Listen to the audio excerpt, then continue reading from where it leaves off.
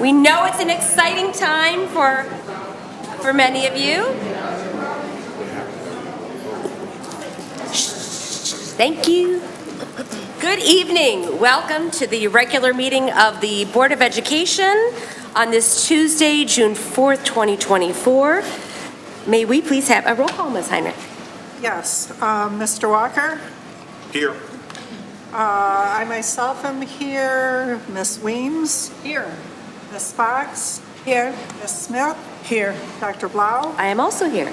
All right, we have a quorum. Wonderful. Please stand for the Pledge of Allegiance. Ms. Heinrich? I pledge allegiance to the flag of the United States of America and to the republic for which it stands, one nation, under God, indivisible, with liberty and justice for all. Thank you. Thank you, Ms. Heinrich.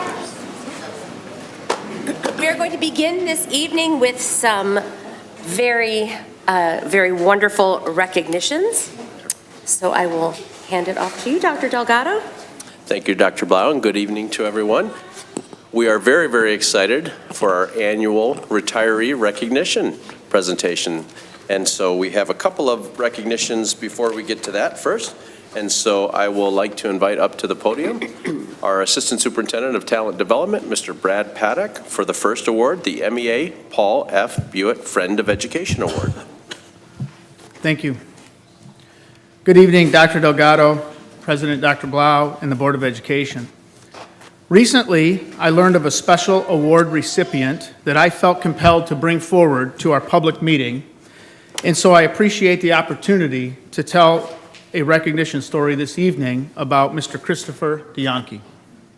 He's an MTSS coordinator for the district as well as the Farmington Education Association president.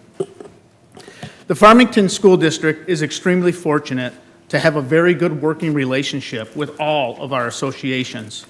I often admit that when an association presidents and management can collaborate, they can disagree, they can be at odds with each other, and through proper civil discourse and dialogue, that process strengthens and produces the best outcomes and products for this entire Farmington School District. We are not supposed to always agree, but we are in the people business. And I know that Chris cares about all the people in this community that he chooses to raise his family in, and he believes in all of the working people of Farmington Public Schools. I learned recently that Chris was the recipient of the Paul F. Blewett Friend of Education Award from the Michigan Education Association and was honored at the MEA Annual Representative Assembly this past April. Paul F. Blewett was a dedicated educator and a longtime MEA leader. He left a portion of his trust to provide a monetary award annually through the MEA to provide a person who in the past year did the most to improve the lives of teachers, further the goals of the MEA, and to further the cause of public education. For this school year, we are proud to say that award went to one of our very own FPS Association presidents. During his recipient acceptance speech, Chris commented on the following. I am grateful to the MEA for this honor, but this award was not earned alone. I share it with my wife, Chrissy, a powerful advocate for children, as well as all of the FEA members that have contributed to the success of our union and our district as they strive to serve the students in Farmington Public Schools to make it better each and every day. As a second-generation public school teacher, and I had a chance to meet his parents tonight, how wonderful, it is my hope that we can continue to build back a strong public education system, one that inspires the next generation of educators to enter this profession and serve our students in the future. In an evening filled with celebration, it seemed only fitting to publicly acknowledge Chris, and not just as a union president, but a true champion for public education and education here in Farmington Public Schools. On behalf of the entire Farmington administrative team, Chris, congratulations on the MEA recognition, and thank you for your outstanding service, continued collaboration with my department, your passionate advocacy, and your unwavering dedication to our teachers and students right here in Farmington Public Schools. Thanks, Chris. Congratulations.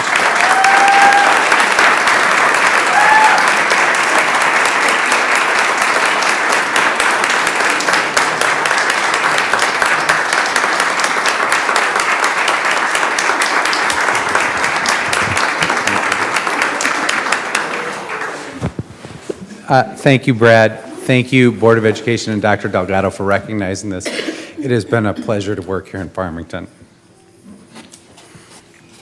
My wife said keep it short and don't cry, so thank you to my wife and my family and everyone that works here every day to make this a great place. I want to also acknowledge our past president, Dave Workman.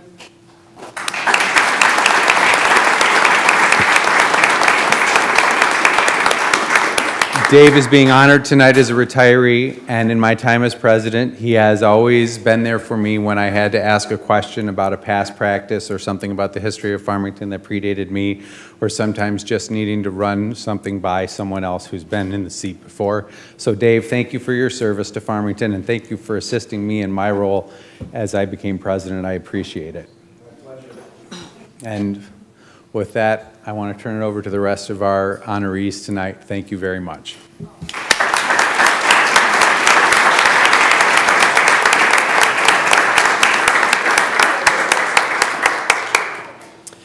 And next up, we have, congratulations again, Chris and family. Next up, we have Miss Diane Bauman, who is going to present the Judy White-Ora Heart and Soul Award. Yes. So thank you. It's hard to follow that, but I will try. Good evening. We have a short clip of our surprise when we went into the award winners classroom, and we just wanted you to see it because it shows what the kids, their reaction. So we're going to run that.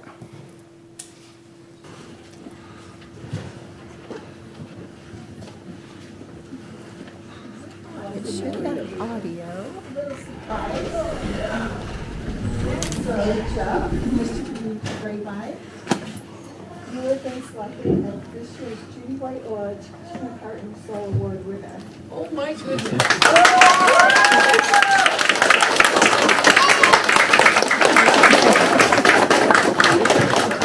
Thank you. Mr. Rehbine receives the Judy White-Ora Teaching with Heart and Soul, and Ms. Bauman's going to explain what this award is and where it comes from, but it comes for incredible teachers like Mr. Rehbine, who cares deeply about you and teaches every day from his heart and from his soul. So congratulations. Thank you very much. Wow.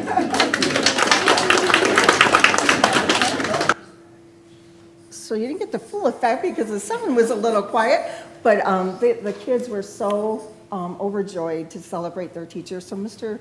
Rehbine, can you come up so we can celebrate you again?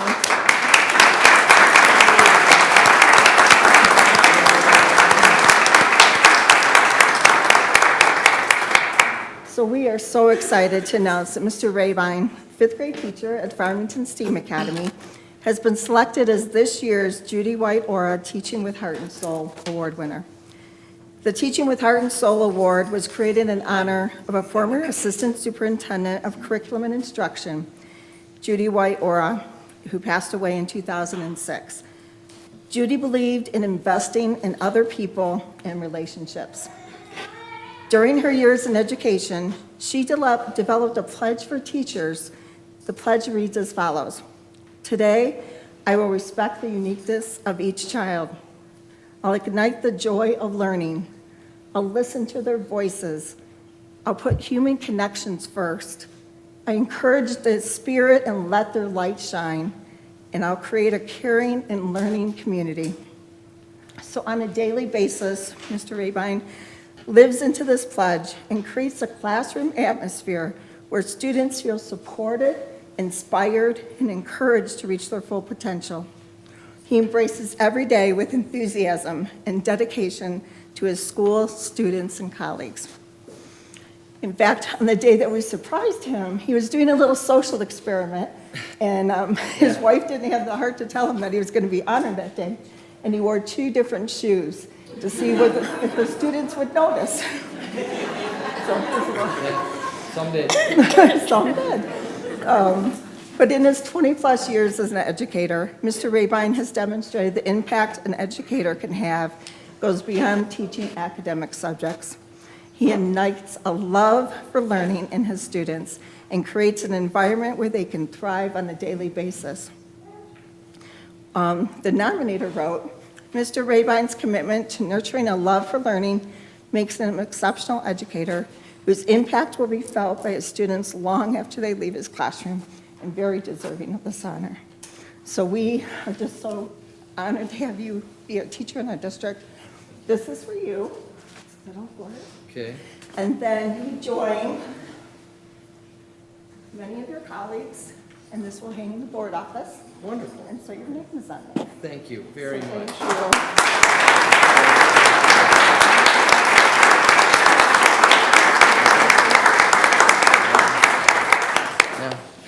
Yeah, I guess I'll say, yeah, I want to say it's been a long, wonderful ride with Farmington Public Schools so far. I'm in my 27th year, full-time here. And one of the things I really appreciate about Farmington Schools is the fact that they really have worked hard to try to instill in teachers to do those things, to teach us how to help the kids love learning. So, and the other thing I've been encouraged, especially at Farmington STEAM Academy, to do, and I've been given the freedom to do, is to try new things, to take risks. And boy, there have been a lot of rewards for that, especially in motivation, and kids' love of coming to school. So thanks for all that. And thank you for this.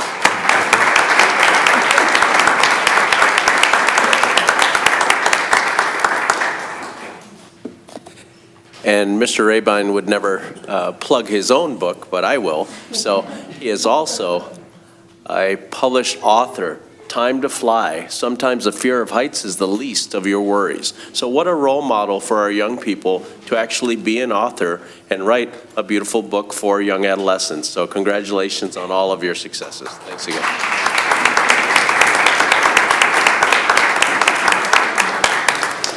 And with that, I'll bring Mr. Paddock up to the podium, invite Mr. Paddock back up to the podium for our retirees. Okay. Good evening again, Dr. Delgado, President Dr. Blau, and the Board of Education. Thank you for this opportunity to honor our wonderful 24-25 school year retirees. For the audience members that may not know me, my name is Brad Paddock, and I'm the proud Assistant Superintendent of Talent Development here for Farmington Public Schools. It is a privilege to assist in this evening's culminating event for our retirees in attendance. It is both a privilege and an honor to stand before you today to introduce a group of remarkable individuals who have dedicated their careers to the service of our students and the betterment of our Farmington Public School community. Tonight, we celebrate staff retirees from around the district who have collectively contributed to decades of wisdom, passion, and unwavering commitment to the field of education. Our board meeting tonight will recognize 18 retirees. Between our reception this afternoon, our building-wide celebrations that are taking place throughout the district in the past and the future days, a total of 44 retirees will be recognized this school year in one way or another. Collectively, that group is celebrating approximately 1,137 years of combined service. As an order of operation for our ceremony, when the speaking begins, the retirees being recognized can be standing off to the left side of the lectern while their name is read aloud and a few words of appreciation are being shared. Upon the conclusion of individual marks, each retiree should approach the Board of Education and Superintendent, who just in a few moments will be standing up here in front of you, to be congratulated with individual greetings. Family members, if there's room off to the side or in the front, this is a great time to come to the center aisle or off to the side to take a photo. As the retirees exit the front of the room, if they could please continue along that opposite side of the room and back to where the School Community Relations Department is, they will greet you and provide you with a very classy Farmington Public Schools purple luggage tag to be used on your next exciting travel adventure. Thank you, Mr. Danziger. An important part of the event tonight, as evident in tonight's Board of Education agenda, I want to remind all the audience members, upon the completion of the full retirement ceremony and my closing comments, the board is scheduled to take a short recess to allow for additional photo opportunities, congratulatory remarks, and a planned departure if you're not planning on staying for the remainder of the meeting. So once we conclude this, Dr. Blau plans to take a short recess. So to start this evening's recognition, I would ask Principals Mrs. Sullivan, Mrs. Henry, and Mr. Beasley to please come forward and line up along the wall behind me. Those retirees that are connected to Gill, Longacre, and Farmington STEAM, please join them along the side wall. At the same time, I would ask Superintendent Delgado, thank you, and the board to please come forward to form a greeting line to be congratulated for our retirees. To start us off, I will ask Mrs. Christina Solomon from Gill Elementary to please come forward.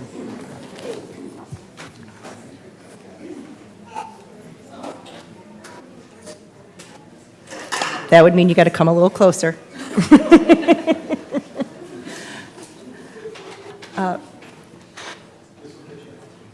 Thank you all. It has been my pleasure to serve anywhere from 12 to 24 years with these three women here. I am just going to tell you now, I'm a crier, as are some of them, and they've already told me I'm not allowed to give them eye contact. So if I'm not looking or my voice breaks, I apologize.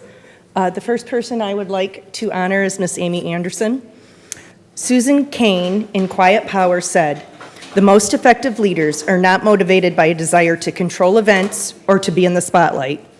They are motivated by the desire to advance, here it comes, ideas and new ways of looking at the world or to improve the situation of a group of people." Amy, you are the epitome of an effective, quiet leader who never wanted the spotlight. In fact, you shy away from it quite often, but you have improved the lives of everyone you've come in contact with. Your endless giving, your sponsorship of things like Girls on the Run, student councils, school safeties, and all things PBIS have given countless children the gift of leadership and courage. You give them the belief in themselves and the power they have to change the world. Your colleagues and our parents see your tireless work to better our children and our community, and we love you all the more for it. We're going to miss you dearly as you start this amazing new journey.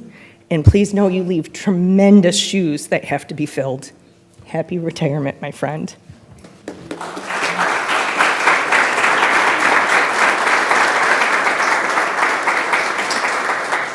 Anne, you're up next.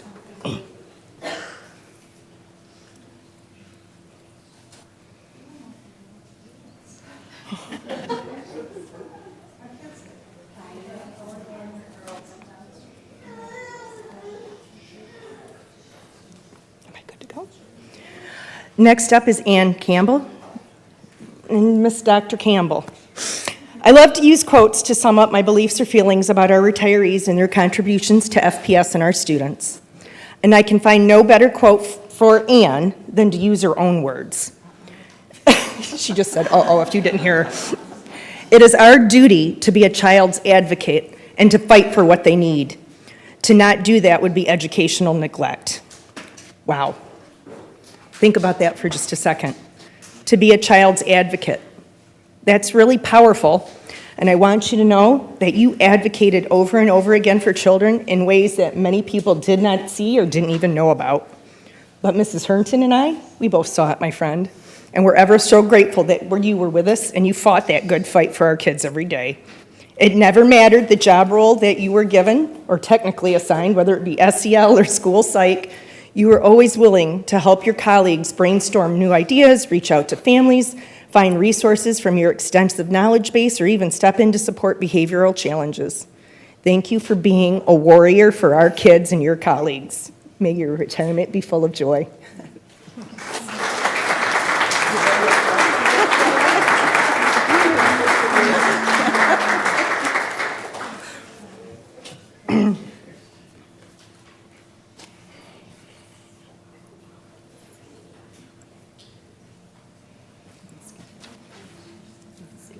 I'm not skipping you.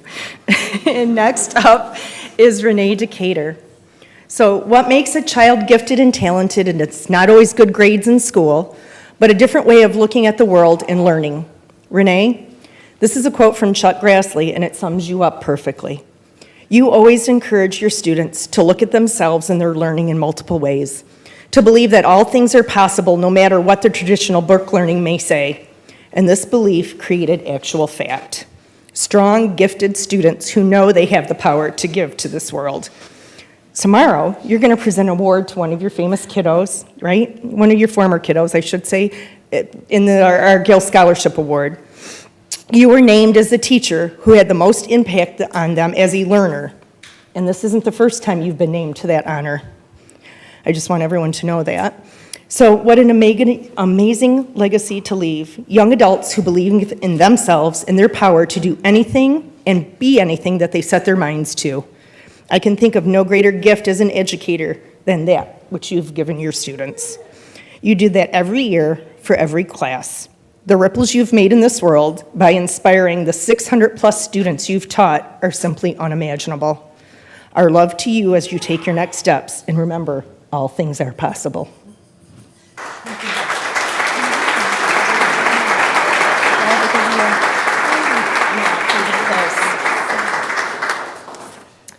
And with that, it is now my duty to introduce Mrs. Rhonda Henry, principal at Longacre Elementary.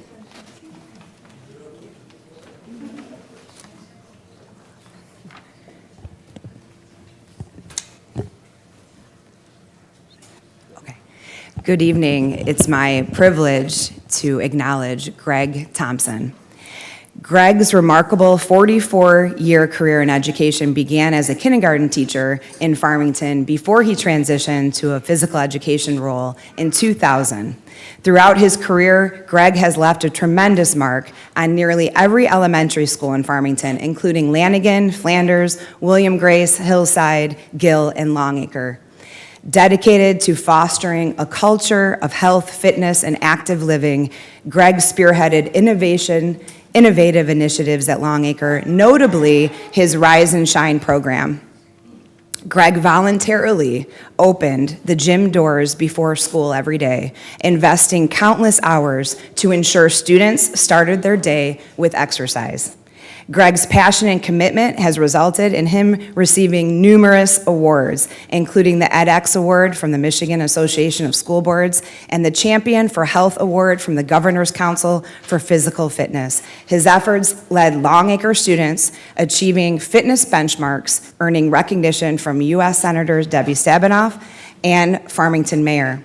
Greg's influence extended nationally through various presentations on topics ranging from physical education assessment projects to curricular revisions. His dedication to innovation was also demonstrated through successful grant applications, such as the McCall Grant, which funded technology for running form analysis.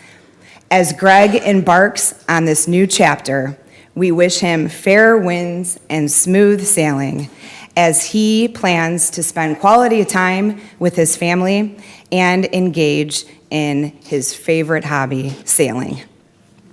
Greg recently attained a USCG Master Captain's 25-ton certificate, further demonstrating his lifelong learner mindset. His retirement leaves a void that cannot be filled, reminding us that while a position can be replaced, a person cannot. Congratulations, Greg.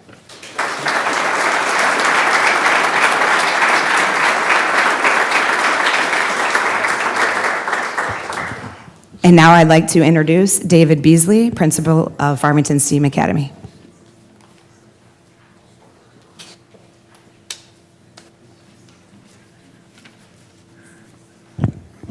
Good evening, everyone.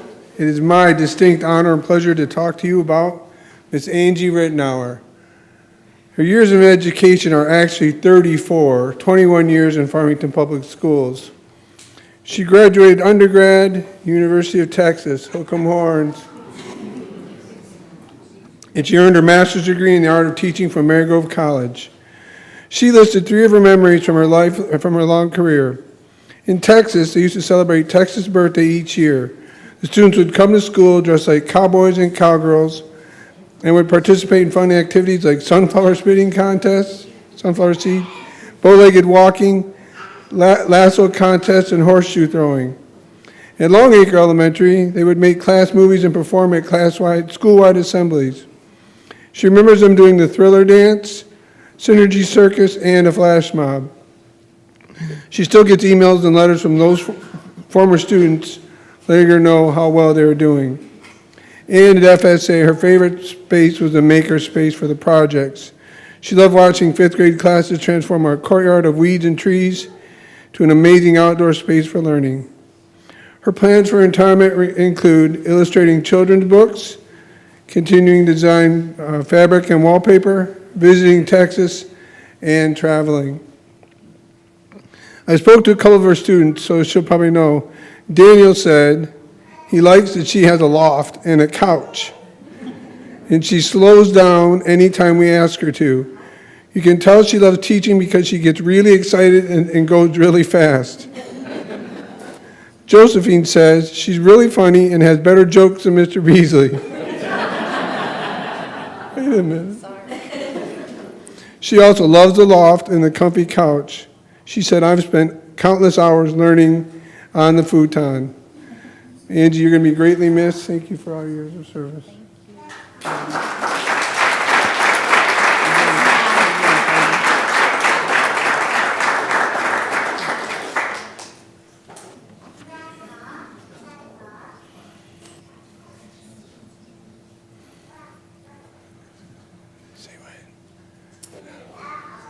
Superstar coming to the podium, East Middle School Principal Drew LaCroix.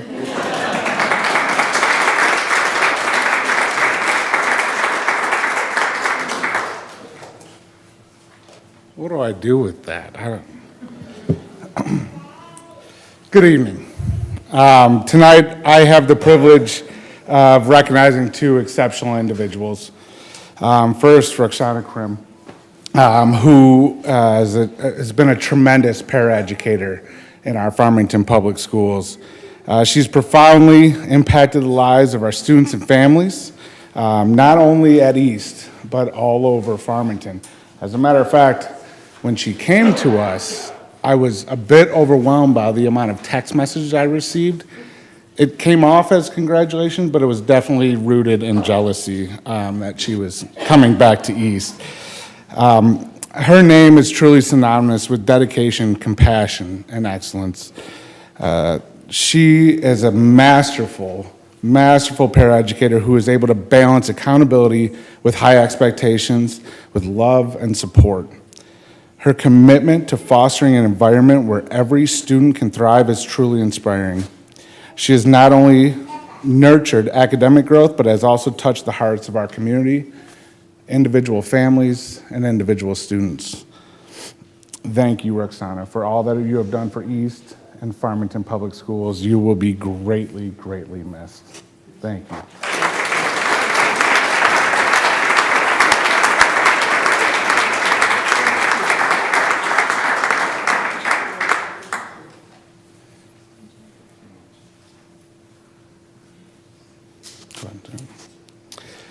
And now on to Mr. David Drake. It really is a great honor to get to recognize the career of Dave Drake, our beloved band director at East Middle School. Dave has brought not just music, but joy, pride, and a touch of celebrity status to our halls. Every time that Dave returns, and we're lucky that he has many times since retirement, under the rules of ORS, I promise. Every time that he returns, it truly is as if a rock star has entered the building.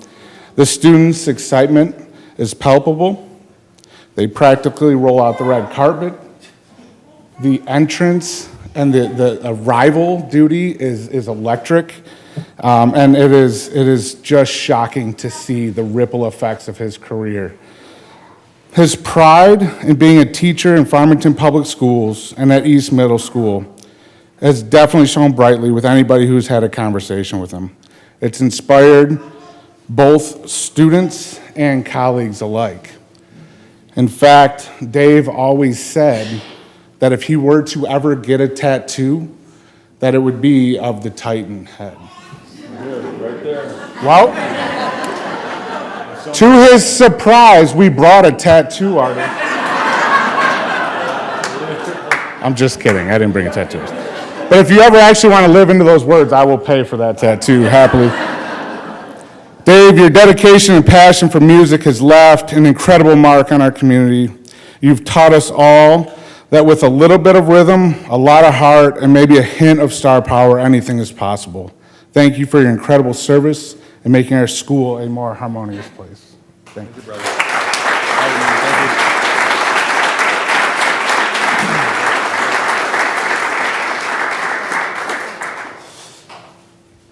And now I get to introduce the assistant principal at Power Middle School, Mrs. Jennifer Katz.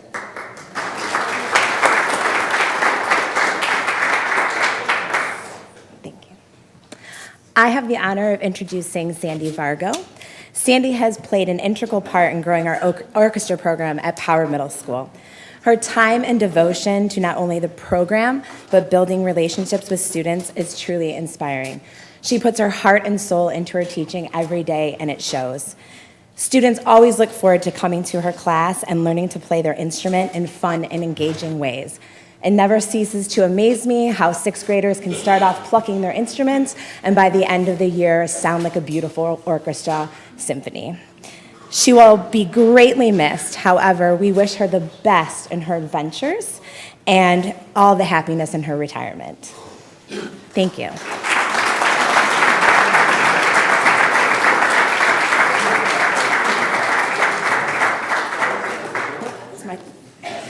And now I have the pleasure of introducing our Farmington Central High School interim principal, Mrs. Monica Nemec.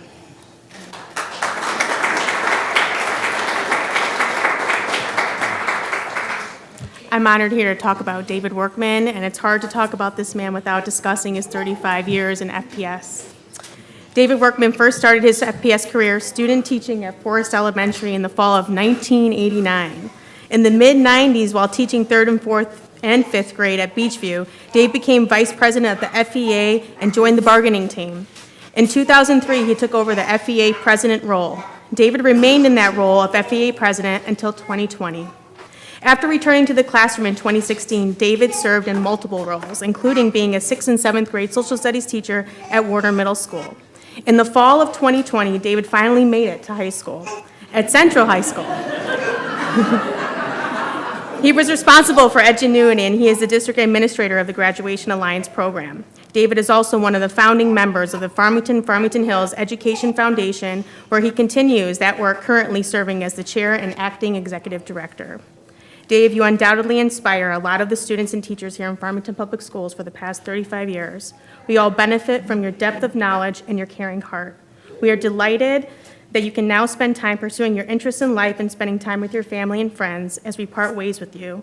Always remember you have a home here at FPS. We offer our gratitude, good wishes, and heartfelt regards.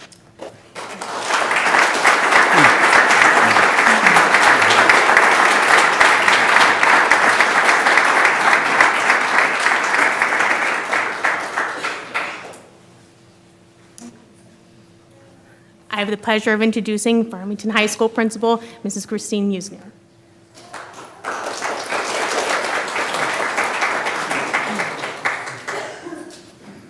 There he is. All right.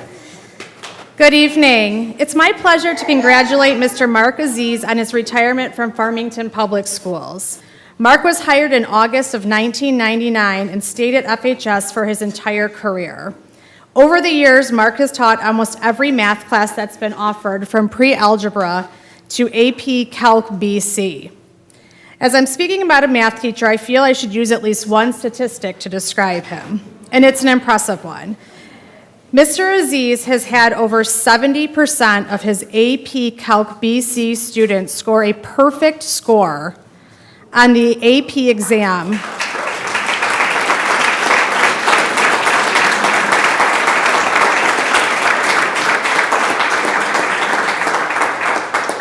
And that's not for 1 year, but nearly 15 years of him teaching this class. That doesn't also include how many students score a 4 and 5 earning college credit. That's actually just perfect scores. This is almost unheard of in the AP statistics, and many people thought he might be cheating, but he's just that good. In addition to this great accomplishment and the accomplishments that Mark had in the classroom, he also had so many accomplishments outside the classroom. Mark coached boys basketball and girls and boys golf for many years. He continues to keep the books for basketball and coached his last season of golf this year. In fact, he left such a mark on the program and the golfers that they just recently named the golf trophy in his name. Mark, thank you for all you've done for the students, staff, and families at Farmington High School. You will be greatly missed. Enjoy your retirement.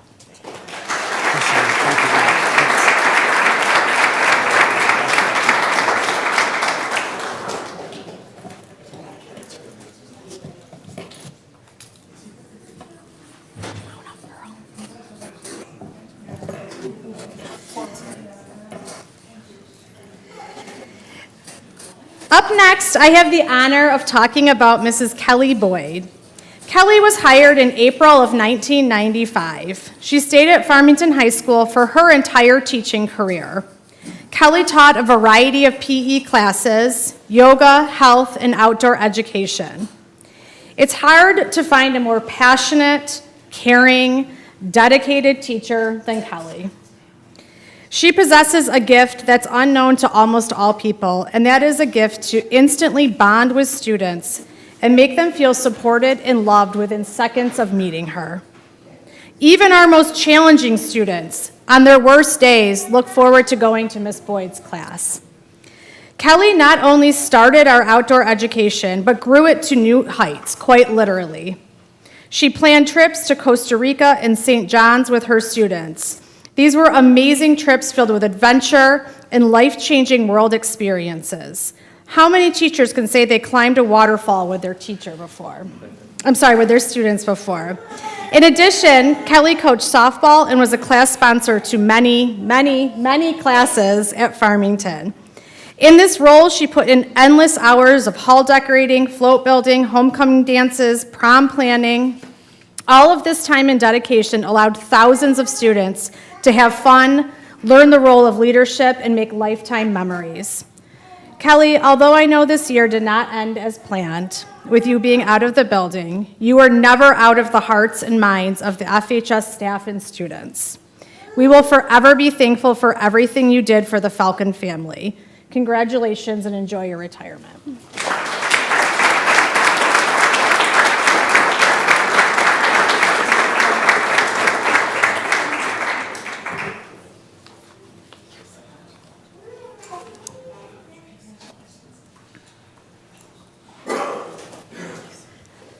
Had to wipe that famous Kelly pink lipstick off the cheek.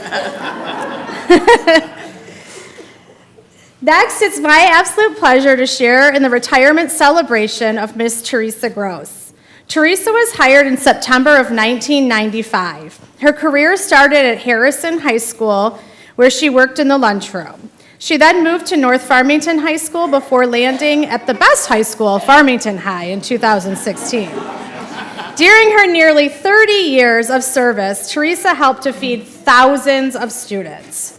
Not only were students fed by the kitchen she managed, but they were also always greeted with a smile and helping hand from her, and maybe some encouragement to grab all the food groups.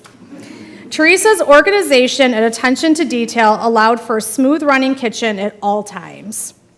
Teresa is incredibly flexible and willing to switch things up in almost no warning. There have been maybe more than one time that I say, shoot, Teresa, I forgot to tell you the schedule changed today. And she would always smile and say, no problem, and get the job done.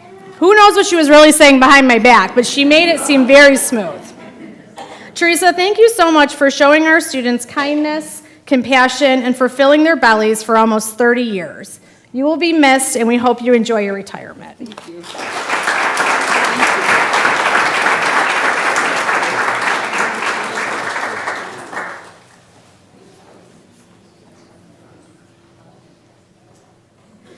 Up next, I'd like to introduce Special Education Supervisor Doreen Forrester.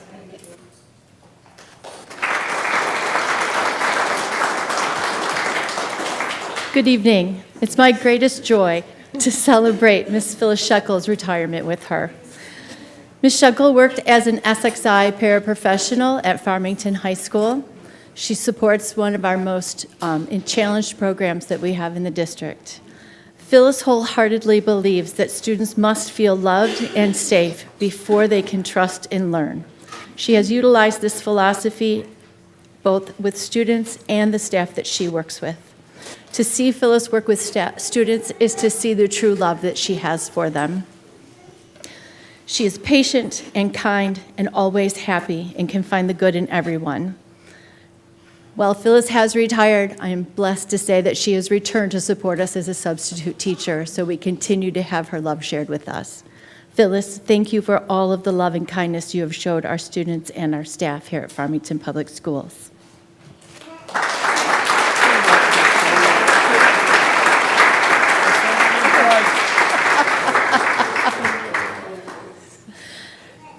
Now it is my pleasure to introduce Mr. Joe Green, principal of North Farmington High School.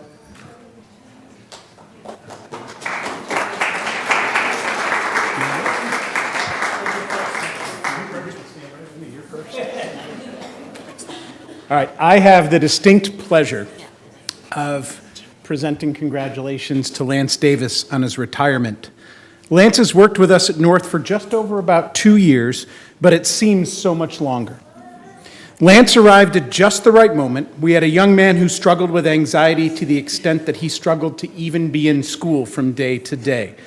And those of us that were in the building can think back to the numerous things that happened to try to disrupt that, and how Lance was a key part of breaking that pattern and really helping this human being find some comfort and some ease at school.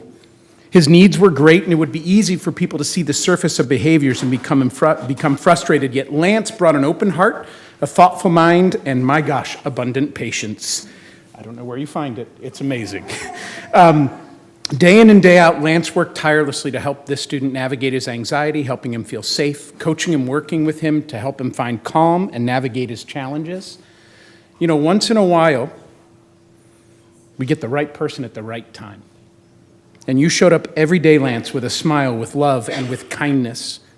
And this is one of those unique moments in life where the right person shows up at the right time to meet just the right need.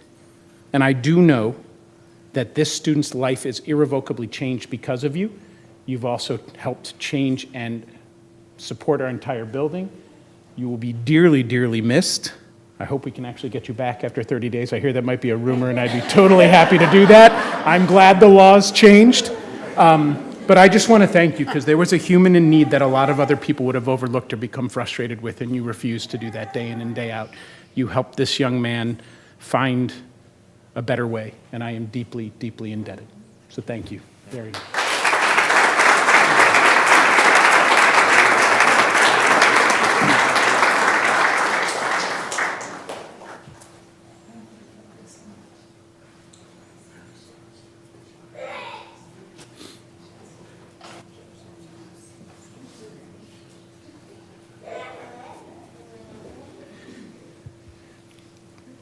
Jeff Simpson.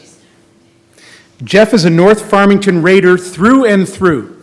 He actually entered North as a freshman in 1985, graduated in 1989, moving on to U of M, where he picked up this really rabid loyalty for his Wolverines, which he brought, yeah, you're not going to like this, Chris, which he brought back to North when he returned to teach math in 1994 and engage in a decades-long struggle with his nemesis, who went to MSU, battling over a trophy that would move from room to room each year, depending on how this whole rivalry went. I still don't understand the Civil War, not being a Michigander, but you know.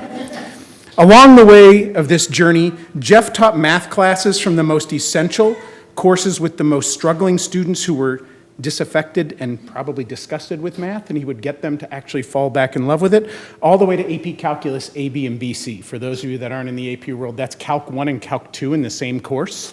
And then he'd have kids go on to study Calc 3. He had another kid actually go on to differential equations, and I think one go on to philosophical math, which is like where the math doesn't even exist yet, like where they're making up the math. But he was able to meet all of these kids' needs. He also was an instructional lead who contributed valuable leadership to North over his years. He was a track coach, a boys basketball coach, and a girls basketball assistant and head coach, finishing one of his final regular seasons undefeated, which was pretty awesome.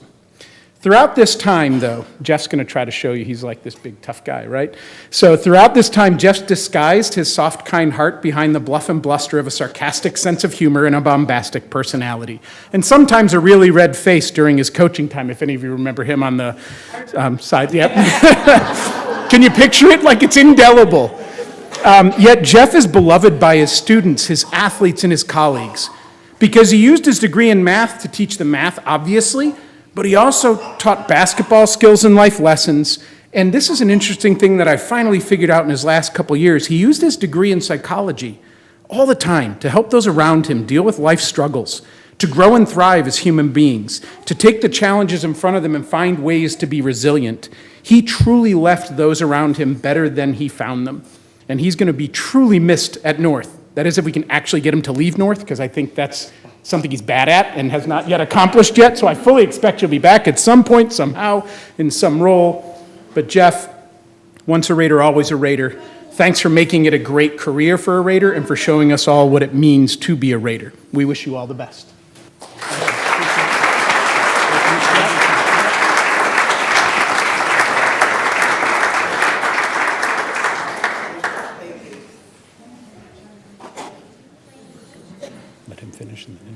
Okay. And now it's my pleasure, I guess I have to do this in Dave Beasley fashion, to introduce the one, the only, the kind of person that puts all the thought worms in our heads and gets us thinking and pushes us to think brilliantly, Dr. Kelly Coffin.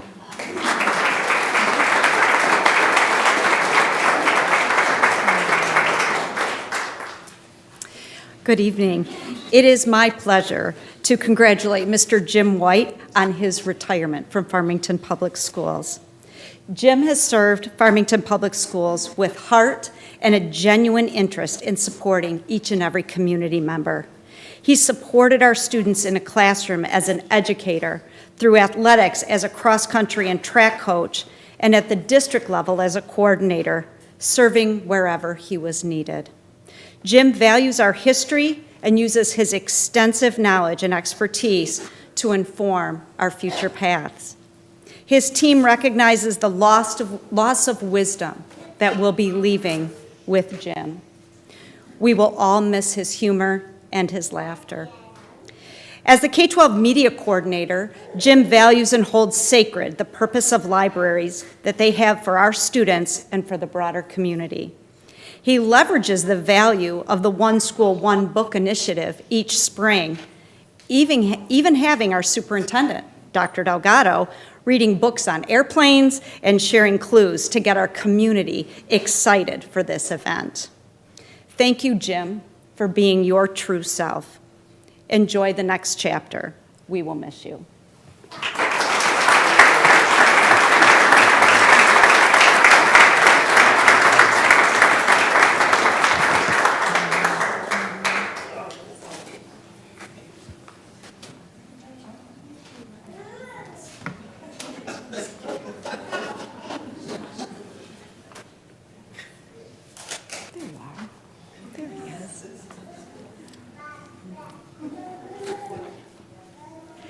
It is my pleasure now to recognize Mr. Rob Kaufman tonight on his retirement. Rob is a dedicated leader who has spent much of his professional career with Farmington Public Schools. Rob's commitment to the Hillside community has been unwavering. As one educator mentioned in a recent survey, they said that they have worked with Rob for nearly 20 years and credits his leadership in helping them become the teacher that they are today. This is one of many examples of the difference that Rob has made in our district. According to an urban legend, Rob truly lives into his role as an elementary principal, specifically in his food choices when he isn't at school. Rob can often be spotted eating chicken nuggets or a wee burger with just ketchup, and with his drink of choice, chocolate milk. His colleagues will miss not only his childlike eating habits, but will truly miss his mentorship, friendship, sense of humor, and support. We wish Rob all the best.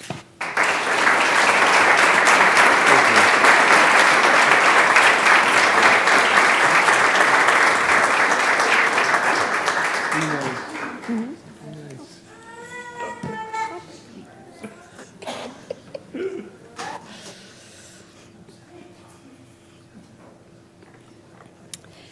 am thrilled tonight to recognize Mr. Dave Beasley on his retirement from Farmington Public Schools. Dave was one of the first people that I met when I first came to Farmington. It was during that conversation that I realized that a friend and colleague of mine was actually his brother. I knew immediately what kind of person Dave Beasley was. Dave's heart is with the FSA community, and it always will be. During his career here at FPS, he took pride in the incredible relationships he's built with staff, students, and families. In a most recent survey sent to FSA staff, they shared that Dave leads with kindness, respect, and a smile. Dave has spent his career providing unconditional support for those he serves. I will miss our early morning calls, since he and I are about the only ones already at work so early, with you answering, "Hello, Doc." Your legacy will live on, my friend. I wish you all the best.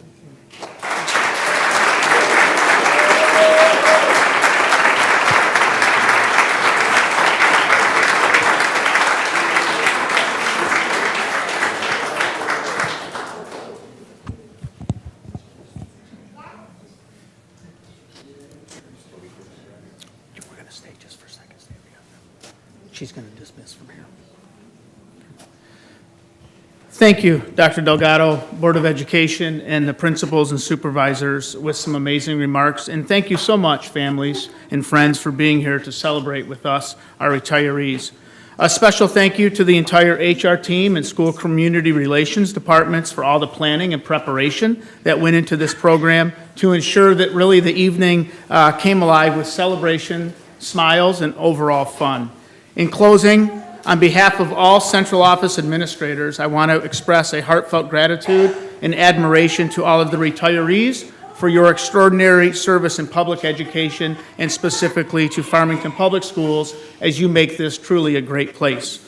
At this time, I'm going to turn it back over to President Blau for potential recess. Yes, we're not going to take a recess. Attendance is out. Okay. Thank you so much. Congratulations.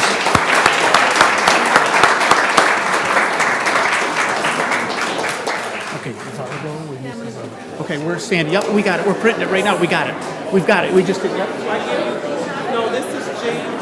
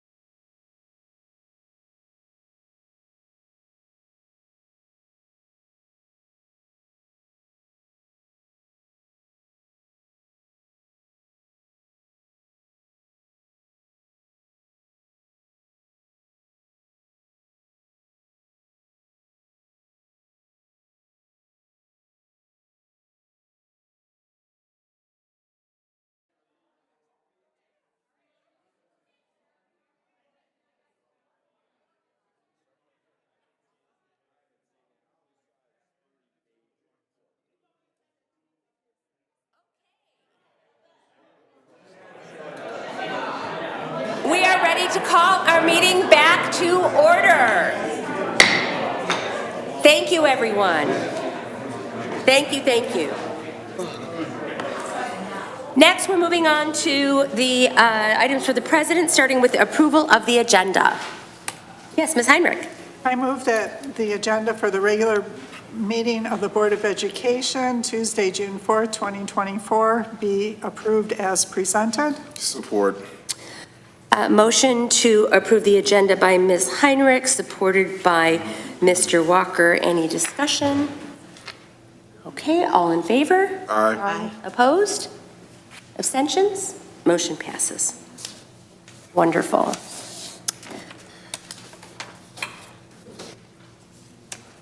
We thank you all for your interest in attending or viewing our FPS Board of Education meetings. The Open Meetings Act requires that all meetings of the Board of Education be held in public. As a result, our board meetings are the only place and time that we as a full board can legally work together on district matters. While these board meetings are held in public for the purpose of full transparency, they are not public meetings. While you are welcome to attend our board meetings in person or watch them from elsewhere, we must take the time we need to address, discuss, and hear presentations on all matters of importance to our work in the district. Furthermore, we, the members of the FPS Board of Education, together with our superintendent, agree to abide by the following standards of behavior when interacting with one another, both during our board meetings and elsewhere, even when, especially when, we disagree with one another's points of view. Listen actively, no sidebars. Respect people and ideas. Presume positive intent. Use electronic devices respectfully and stay engaged. Listen to learn, not to defend. Be brave and be vulnerable. We thank our community members for abiding by these standards of behavior as well. What an exciting time of year this is with our retirees. We have graduation coming up this weekend. We have graduation at Central on Thursday and Vision's graduation next Monday. Lots to celebrate, lots to be grateful for. We thank our teachers, all of our staff, our administrators, and our community members for all of your support throughout this school year as we have moved our students to make as much progress as each student has been able. So congratulations to all of our graduates and our retirees. Next, we have items from the secretary. Ms. Heinrich? Yes. The board has received communications regarding public comment. Literacy, yes. No place for resolutions. Home at Head Start with Director Carrie M. Garvin. Follow-up. Large AV recommendation. Teach your children to love America. Community engagement via board education meetings. And the importance of literacy was mentioned as part of a conversation on anti-Semitism, anti-Zionism, and racism on campus and in society. The board acknowledges communications and responds when appropriate. A list of correspondence can be found in the board packet, accessible on the Farmington Public Schools website. Thank you. Mr. Rich usually gives our legislative update. He is not here this evening. Dr. Delgado, is there anything of note that you are familiar with? No, just to reiterate, we are still encouraging our legislature to annually finish at least the school aid portion of the budget so school officials can make our decisions based on actual numbers and not on assumptions. So we continue to lobby for that and keep our eye on legislation that might affect public education. Thank you. Next, we move on to district updates. Dr. Delgado. Thank you, Dr. Blau, and good evening to our Board of Education. So just a few things this evening. Congratulations to our senior students who have all but finished this year. So looking forward to their graduations this weekend, and next Monday.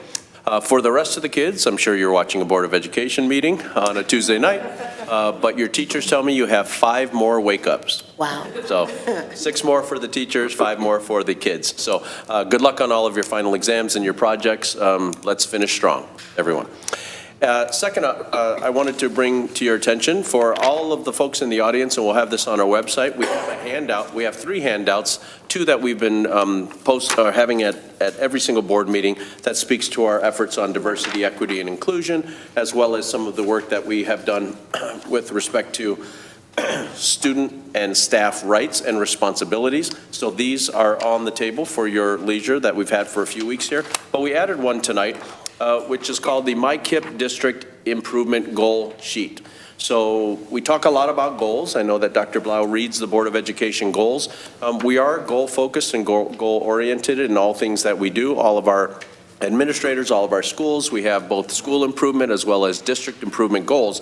And so this is just kind of a summary of some of the goals that we have submitted to the Michigan Department of Education. So I obviously won't read them all, but essentially we have state assessment goals and then NWEA progress monitoring goals. So the state assessment goals, as an example, are very specific. It says students in grades 3 through 5, 6 through 8, and 11 will meet or exceed adequate growth expectations in literacy and math, as measured by a yearly increase in the district's spring state assessment student growth percentile rank.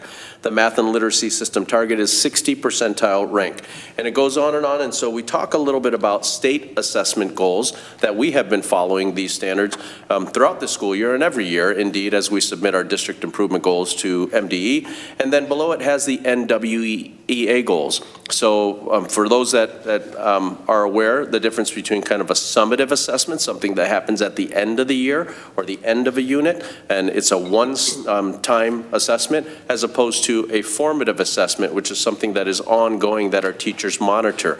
The NWEA is given 3 times a year to our students so we can track their progress. And so we have specific goals related to NWEA. For example, goal number 2 says kindergarten through 8th grade students will meet or exceed expected growth, which is determined by the assessment, in math from fall to winter, and then again from fall to spring, and we monitor that, as measured by a yearly increase on the mathematics benchmark assessment. And the system target for our entire system is 65% of students will meet or exceed their expected growth. So we have a much higher percentage of students who actually demonstrate growth, but their expected growth as determined by the algorithms, we want them to obviously meet or exceed that as well. So this is not something new. This is something that we have worked on for years. So whether the state changes the test from the MEP to the M-STEP or My Access for our students with IEPs, it doesn't matter. Goal setting is something that we've done continuously. So we just wanted to bring that to the attention. In addition to these district and building goals, we also, individual buildings and individual classrooms and individual grade levels have their own goals. I brought just an example that we saw on a recent visit that we walked through our cabinet at Longacre Elementary, where they have what they call WIGs, W-I-G, so wildly important goals. And so right there on the bulletin board in Longacre, and this happens all over our school district, the 3rd grade WIG, their wildly important goal, states, by June, 100% of the students will show growth with their multiplication fact fluency up to 10s. So the 3rd graders themselves worked, they looked at their data, they did analysis, they worked with their teachers, and they created this goal. And then they tracked this. It's on the bulletin board. It's visually aware for everybody to see. It's by week. It's by class with your teacher's name. So for those that know the phrase professional learning community or PLC, that's a true professional learning community when you have that kind of trust among a group of teachers to post your scores in the hallway for all to see and to track that because you're all in it together. This is a 3rd grade team that's doing good work, and each week it's going up and up and up to a culminating celebration when they can get to 100% of their students that are up to that proficient math fact fluency. And that's just one small goal that happened. We have hundreds of these all over our school district. So I think sometimes from this table, maybe we don't do as much, or we could have done a better job to talk a little bit more about the actual goals, the descriptive SMART goals that we have. But there's quite a bit of goal setting and goal achievement going on in our school district. And so really excited to share that. So grab one at the back table. We'll post this on our website as well. And then finally, the last thing I wanted to share tonight, just happened a couple of hours ago, and I just have to share this story. So as we say goodbye and thank you to all of our retirees in so many different positions and their dedicated commitment to students, I wanted to share this story. Earlier today, I received a random email from a student that I don't know, that I've never met, and I just want to read it to you. She says, "Hello, Superintendent Delgado. I hope this email finds you well. I wanted to reach out to ask for a small piece of information I was hoping you might be able to help me with. I recognize your busy schedule, but this request would truly mean a lot to me. My best friend and I first met when we were in 5th, 6th grade split at Power Upper Elementary. We bonded over a field trip to a nature center park that we had taken in 6th grade. It has been an ongoing mystery for us to find the name of this place, but haven't found any luck. I was wondering if you or someone you know would know the name of the nature center or park that Power Middle School, previously Power Upper Elementary, students visited around 2013, most likely as 6th graders. This student is currently a junior at the University of Michigan in the Roth Business School. Wow. And she says, I understand the total randomness of this request, but wanted to take a chance in hopes of better luck from someone currently in the Farmington School District. Any leads on this request would be so great. The Farmington School District is where I started my educational journey, and it will always hold a special place in my heart. If possible, I was hoping to surprise my best friend with a visit to the same place we visited as children when we first met. I have searched the internet high and low for this information, and finally I'm taking the chance to email and reach out for any clues. Thank you for your time and consideration." So this was at probably noon today, 12:30 or so. I immediately responded, yes, we're going to help you solve this riddle. And I sent an email out to our entire leadership team, about 60 of our district leaders and principals and directors, and just one after another, they all started chiming in. I think it's the Nature Center. I think it's in Howell. I think it's here. I think it's there.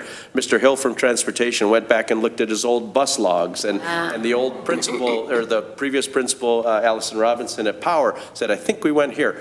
Within about 25, 30 minutes, we had the problem solved. So the place that they went was the University of Michigan Dearborn's Environmental, let's see, I think I have it here, Environmental Interactive Center. And so this was an environmental center where they took the students on field trips, and they really talked about kind of sustainable living, the environmental sustainability initiatives. And this is what resonated with these 6th graders who are now about to graduate with college. And so we responded to this young lady, and she was just overjoyed. So she's going to surprise her childhood friend with a field trip, an educational field trip that they went on here in Farmington Public Schools. So my message back out to all of our leadership team and tonight to everyone is never underestimate the impact that you have on a child's life.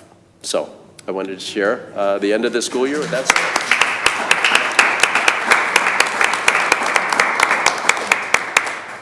And that is my update. All right. Moving on to reports from board committees. We have one more update. Oh, I'm sorry. Sure.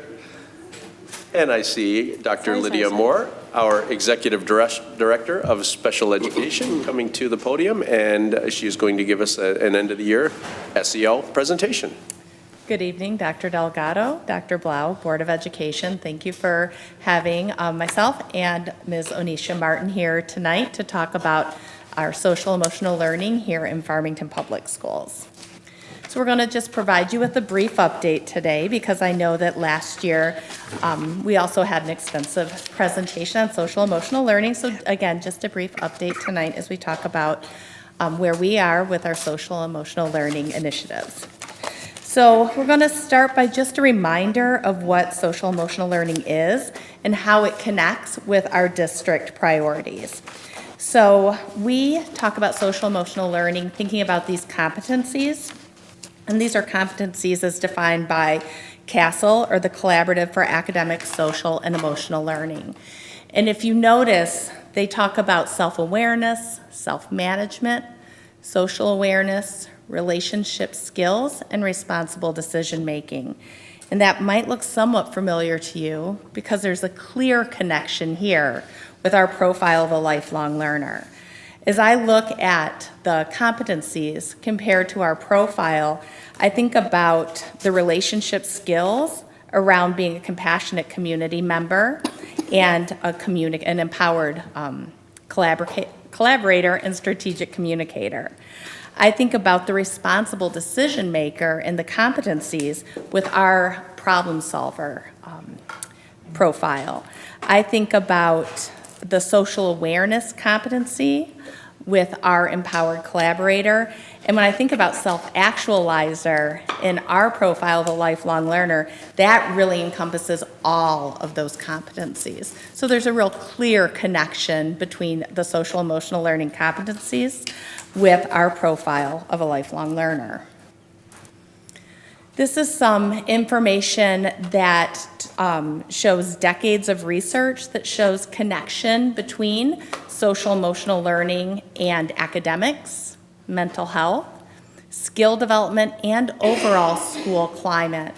So when students have participated in SEL, then we see increase in academic achievement. We see students who experience fewer behavioral problems and decreased emotional distress. We see students who engage in social emotional learning programs have improvement in social and emotional skills, and it also improves school climate.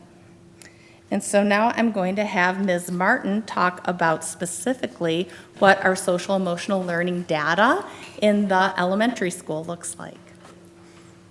Good evening. Thank you all for having us this evening.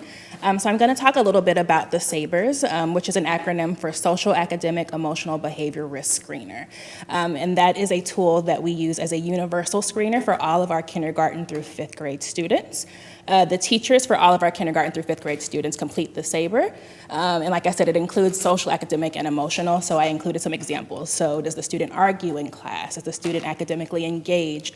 Does the student have difficulty rebounding from setbacks? So it has questions that encompasses all of those areas to really understand where we need to support students in their overall growth with social emotional learning. And it's created on a Likert scale, so teachers would check never, sometimes, often, and frequently to the answers. And we use that data to determine if students would benefit from some additional support from one of our SEL staff members. In addition to teachers completing that rating scale, our 3rd through 5th graders also complete the rating scale for themselves. So that gives us an additional piece of information in case our teachers might be missing out on something. So we're really making sure that we're getting a full whole child picture so that we can support our students' needs. And so I included just a little bit of the data, and so we can see that overall, our students are doing really well as rated by our teachers. So our goal is always to be at least 80% of our students performing in that purple. That would be considered average with no considerable issues and within the developmental range. So we have, for this school year, had started out at 84 in the fall and are currently at 86 for the spring, so 2% growth in our students demonstrating developmentally appropriate social emotional skills as rated by their teachers. And then I also included our student data, which I thought was really important because it's good to see that they feel themselves along the same lines that our teachers are seeing them. So our students are rating themselves, starting at the beginning of the school year, about 86% within that appropriately developmental range, and then ending the school year at about the same. I appreciate, as I was digging through the data, you can see with our older students, 5th grade particular, they're really honest about when they argue or if they are engaged with their academics. And you can actually kind of see that dip in winter, whereas that puberty kind of hits and everything is kind of speeding up a little bit. There's a little less certainty with their skills. And so they're honest about, well, maybe I'm not doing this a lot. And so that, again, gives us a piece of data into how do we make sure that we're transitioning the students appropriately into going into that next realm of that transition into middle school and supporting their overall social emotional development.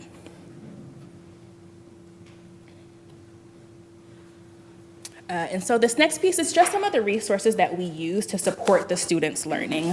So some of our buildings have building-specific strategies and curriculum that they use. So the Positivity Project, Leader in Me, and Character Strong are all curricula that are used throughout the building.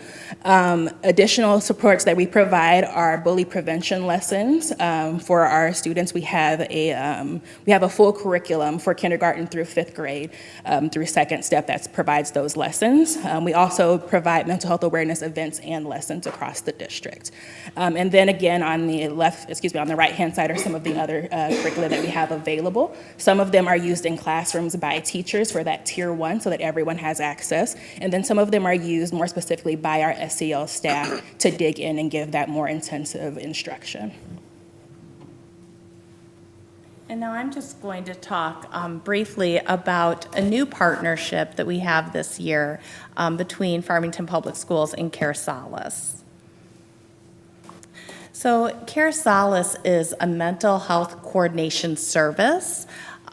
It's a service that allows staff members in Farmington Public Schools to help families, parents connect with mental health supports or substance abuse supports. So if anybody has ever had the experience of trying to navigate a very complex system like the mental health system, you know that it's very difficult sometimes to find the care and support that you may need. And for some of our families, they were reporting that it can take 3 to 6 to 9 months to even get an appointment with a care provider. And so what Care Solace does is it really helps families navigate that system, kind of acts as to walk alongside a family and help them find a provider that may take their insurance. They have the capability to have translation in over 200 languages. So our families who are not English-speaking families can really help, can find the support that their kids need. They even work with families to make appointments for the with the providers, so that from the school's perspective, we can make that connection with the consent of a family, and then that Care Solace is able to really walk hand in hand with the family and get them connected to that care and support that they need. So again, it serves as a central hub of coordination, and you can see that they really, they go from that, what they call a warm handoff or a care match, where a social worker perhaps may do this warm handoff, which is like a referral. Then Care Solace will contact the family, find out information about what they're looking for, what types of services they may need, and then they walk them all the way through to the point where they follow up after the first appointment to make sure that that was a good match. And so this is data from, I think, 3 or 4 days ago. Every time I check this data, this dashboard, the numbers go up. But this is, again, from 3 or 4 days ago. We've had 67 total cases. We started this program in March. We've had 67 total cases with over 3,000 individual communications. That would be emails or phone calls with our families. 33 total appointments have been made and obtained. And then we've had 9 anonymous searches as well, because we do have the ability to, our families, community members have the ability to search anonymously, which means that we will know that a search was made, but we don't know any other information. But again, the care is the same, whether it's an anonymous search or what, again, is called a warm handoff. And what really resonates with me as when I look at that time saved, this would be time that our school social workers, our SEL staff, our school psychologists, or others who really just care about our kids may be working with families to try to help get them connected. These are hours saved that our staff did not have to spend that time making those connections, but really rather focusing on the kids in the school. That is all we have for you this evening, and we would, certainly be willing to answer any questions that you may have for us. Yes, Ms. Fox? Yes, I was just wondering, how does this happen within the school district itself or the school buildings? Does the teacher provide information to the Yep, that's an excellent question. So all of our school administrators, along with our school counselors, SEL staff, school social workers, and psychologists all have access to do this, again, what's called a warm handoff. So again, if a family member mentions, I'm really concerned, I'd like to get some outside support for my child, they can actually go into the system and make the referral. And I heard from a principal recently that he was actually on a Google Meet with a parent talking about the parent feeling like the child needed the service. He put in the warm handoff, and as he hit send, he was just talking to the parent. Within like 5 minutes, the service had called the parent and helped get that parent connected. So again, this can be a referral, like I said, school administrator, or some of our SEL staff or our licensed staff, as well as, again, a family member could, a parent or a community member can just make the call, the 1-800 number that's been in our district communications. Ms. Smith? Mine is more of a comment, not a question. I want to thank you both for the work that you have put into this. Many districts are not doing this because it's a taboo. I thank Dr. Delgado and Dr. Coffin and all of you for doing this work because students do suffer as adults do, and most people don't acknowledge that there is an issue. I happened to take part and go over to Power a couple of days ago when you had your mental health day. And Dr. Delgado and I was taking turns running back and forth to different buildings, doing stuff. But I think that 7th and 8th graders, which it's detrimental that they have this because they're transitioning from thinking they know everything to going to high school and they know everything. But at the end of the day, I thank you. Mental health is important for all. I applaud Dr. Delgado for this because, as many of you know, I lost my brother to suicide, and I suffer from anxiety and depression myself. So for this district to see it being done with our students, that shows that we do care. We do care that other than just reading, writing, and arithmetic. We care about our children and their mindset and what they're going through. I'd like you all to continue that program at Power and see it throughout the district at other schools as well. So I appreciate all that you've done through special ed and this program. So thank you and continue the hard work. Thank you, and we appreciate your support as well. Mr. Walker? Our SEL staff, does that include the restorative practice coaches and facilitators as well, considering how they may find themselves in a real intimate situation working with students? So I'm glad you asked that question because certainly we have restorative practice facilitators, and they are, I believe most of them, counselors, social workers, or psychologists. So when we talk specifically about SEL staff, when Ms. Martin and I do, we're talking more specifically about the elementary kind of general education, social worker counselors, as well as some at the high school as well. But restorative practice staff absolutely support the overall social emotional well-being. But when we like in our presentation today, we weren't necessarily talking about restorative practice facilitators, but they absolutely are a part of the work. Yeah, I have a couple of questions. This Care Solace, is this a referral service? It is. It's a care coordination service. So we can make a referral or a family can refer themselves. But again, their role is not to provide any sort of therapy or direct service. They help get families connected. Okay. So basically, our school social workers historically have had to do this work, and it's well, you saw the number of hours. It's a lot of work. So that's really what they're doing. They're not providing the direct service. They're just getting families connected with those who can provide the direct service. So is this something that we're paying for? Yes. Or do the families have to pay a cost if they use it? Or The how is parents, that worked out? yeah, the families do not pay a cost for Care Solace. We are using mental health grant funds to support the cost.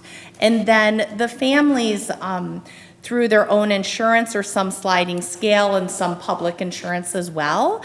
One thing that Care Solace does is they get the information from the families and connects with providers that take their insurance.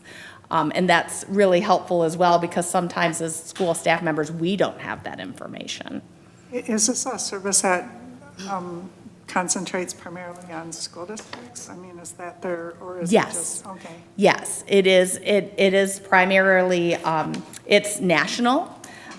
In Michigan, it's very widely used in Wayne County and beginning in Oakland County, and then also on like the west side of the state as well.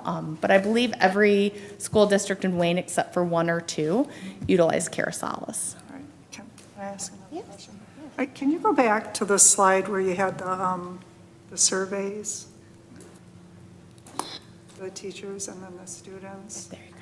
Yeah, I'm just trying to like understand that a little bit more. I mean, it's like the purple is the ones that were expected behaviors, and then the ones in the red are the ones that, those are the students that Would need some additional They need support. so it seems kind of flat. So are you expected to see improvement from fall to winter to spring, or, you know, are there interventions for those 14%? Are there things put in place, and is there a target to lower that?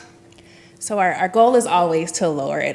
Realistically, when we're thinking of multi-tiered systems of support, our goal is 80% within that purple. So both academically and behaviorally, we're always looking for 80% to be, there needs to be met with that tier 1 level of support, so within the general education setting. So the fact that it's 16 and 14 means that we are absolutely falling within what's expected within that tier of support.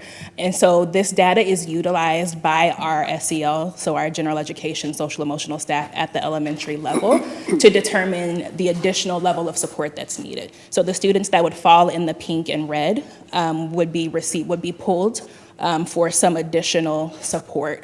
So whether it's working on that social awareness or friendship building skills, the intervention would be working with that SEL staff person to close that gap. So they're getting help. It's not just, yes. It's not just, oh, these are the ones that need help, but these are the ones that we're helping. Okay. Correct, yeah. All right. So this is the data that we utilize to make sure that we are helping and that our interventions are working. One of the things I'd like to point out also is that it's not necessarily the same 14%.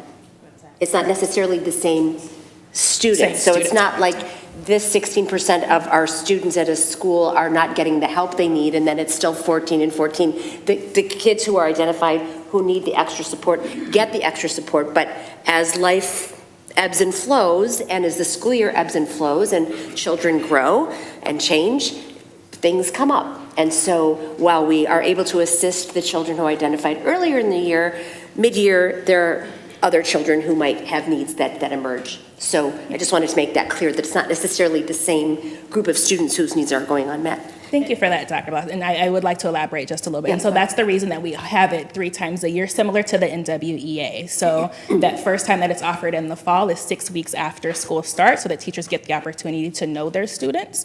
And then we collect this data, and then we create those groups based off of this data. And then we come back again and we take it in the winter. And if there are students that continue to need support, we might continue them in a group. If there are new students, then we put them in those groups. So that's how we utilize the data. And then, of course, the spring is just kind of a how have things been overall at that final dip. Ms. Fox? So I'm just wondering, with the students who are going through this particular situation within the school district, would some of those students also be in special ed? Yes, so all of our students are screened, so it's a universal screener. So every student is screened, regardless of if they're receiving special ed supports or not. Their supports just might look a little bit different. So some of our students who are receiving special ed support might already have social work built into their programming. So they might not get the general ed intervention, but they're receiving intervention through their IEP. And so would they go through an IEP situation? I'm sorry. So I'm a little concerned about the students that come in and have some concern about going through this. Do they just go through here? But if some students would be qualified for special ed, I'm just trying to figure that out. Yeah, Does this come together or does it not? This information can certainly inform an evaluation. It can inform an IEP, but it doesn't necessarily lead to an IEP. Again, those are all those individual decisions, but this screener can certainly help support collecting the data. Yeah, this isn't a program, this is just a tool that we use to check to see if kids are needing some extra support. Mr. Wall. Just a question about the connective tissue as you go from the end of a school year to the start of another school year, and especially as they matriculate from 8th grade to 9th grade. How do you, what are the processes to make sure that that support, if the student needs it, is carried along the way? Yeah. So certainly if a student has an IEP, the IEP teams meet, the middle school and the high school IEP teams meet. And then for students who require general education support, they don't have an IEP. Often it's the principals who meet and make sure that, you know, the receiving school knows like what interventions are in place or what special supports or maybe 504 plans or other behavior plans are in place. The principals and the counselors. Yes, thank you. Any other questions? Thank you so much. Thank you. And thank you for the work. Thank you. Just one final thought as they're leaving the podium. So I just want to thank Dr. Moore and Ms. Martin and their entire team for being so proactive in supporting and identifying the mental health challenges as well as the supports that our students need. You know, many school districts, you might see a situation where we react to a concern after, but the efforts that they're taking are for all students. And even though Dr. Moore oversees our special education department, this is a screener for all of our students in elementary school, just to make sure that they receive the supports as early as they can, or that we work through Care Solace to give referrals to support our families who are trying to help their own children. And so this proactivity really is preventative and it's thoughtful. And this is outside the norms of what Dr. Moore has to do in her special education oversight. So I really appreciate her leadership in this area to take care of all of our kids in the district. Yeah, it's really wonderful. Thank you so much. And those are the end of our district updates. All right. Next, we have a report from our Finance and Facilities Committee. Thank you. The Finance and Facilities Committee met on May 28th. In attendance were myself and Mrs. Heinrich. Mrs. Fox has been updated, and we had several items on the agenda. In fact, there are so many items that we need to have a second meeting later on in June to discuss some other matters. But we were able to talk through the central office building conversion, which will be a topic of discussion today. We've previously been made aware of and visited the central office space and the proposal to convert that space into warehouse space and why all of that made sense and the financials around it. What we talked about was the hard construction costs and contingency that will be brought forward today.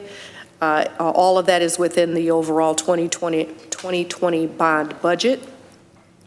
The other thing we talked about was a waste pickup services bid, which will also be presented to us today for discussion. At the time of our meeting on May 28th, the bids had not come back in yet. They weren't expected until May 31st, so we did not have an opportunity as a committee to review the bids, but that information was made available in our packet. The current contract was a several-year contract, and it concludes June 30th. However, because that contract was originally put in place during the COVID timeframe when pricing was different than it was pre-COVID, the district wanted to go through due diligence, and rather than having the contract automatically renew, do some due diligence and go through a bid process. And so they've done that, and we will see what the recommendation is for that today. We also talked about the second budget amendment. We were provided with updated information about revenues and expenditures. Revenues are estimated to be $179 million, which is a reduction from the prior year, which we are all aware of. Primarily, that reflects reductions in COVID and CARES funding and all of the special funding that has come over the past couple of years, one-time funding. So we're getting back to a more normalized revenue model, especially next year, but that's what is reflected in this year. And then expenses are expected to be $183 million, which is slightly increased from the prior year, not necessarily from the prior budget.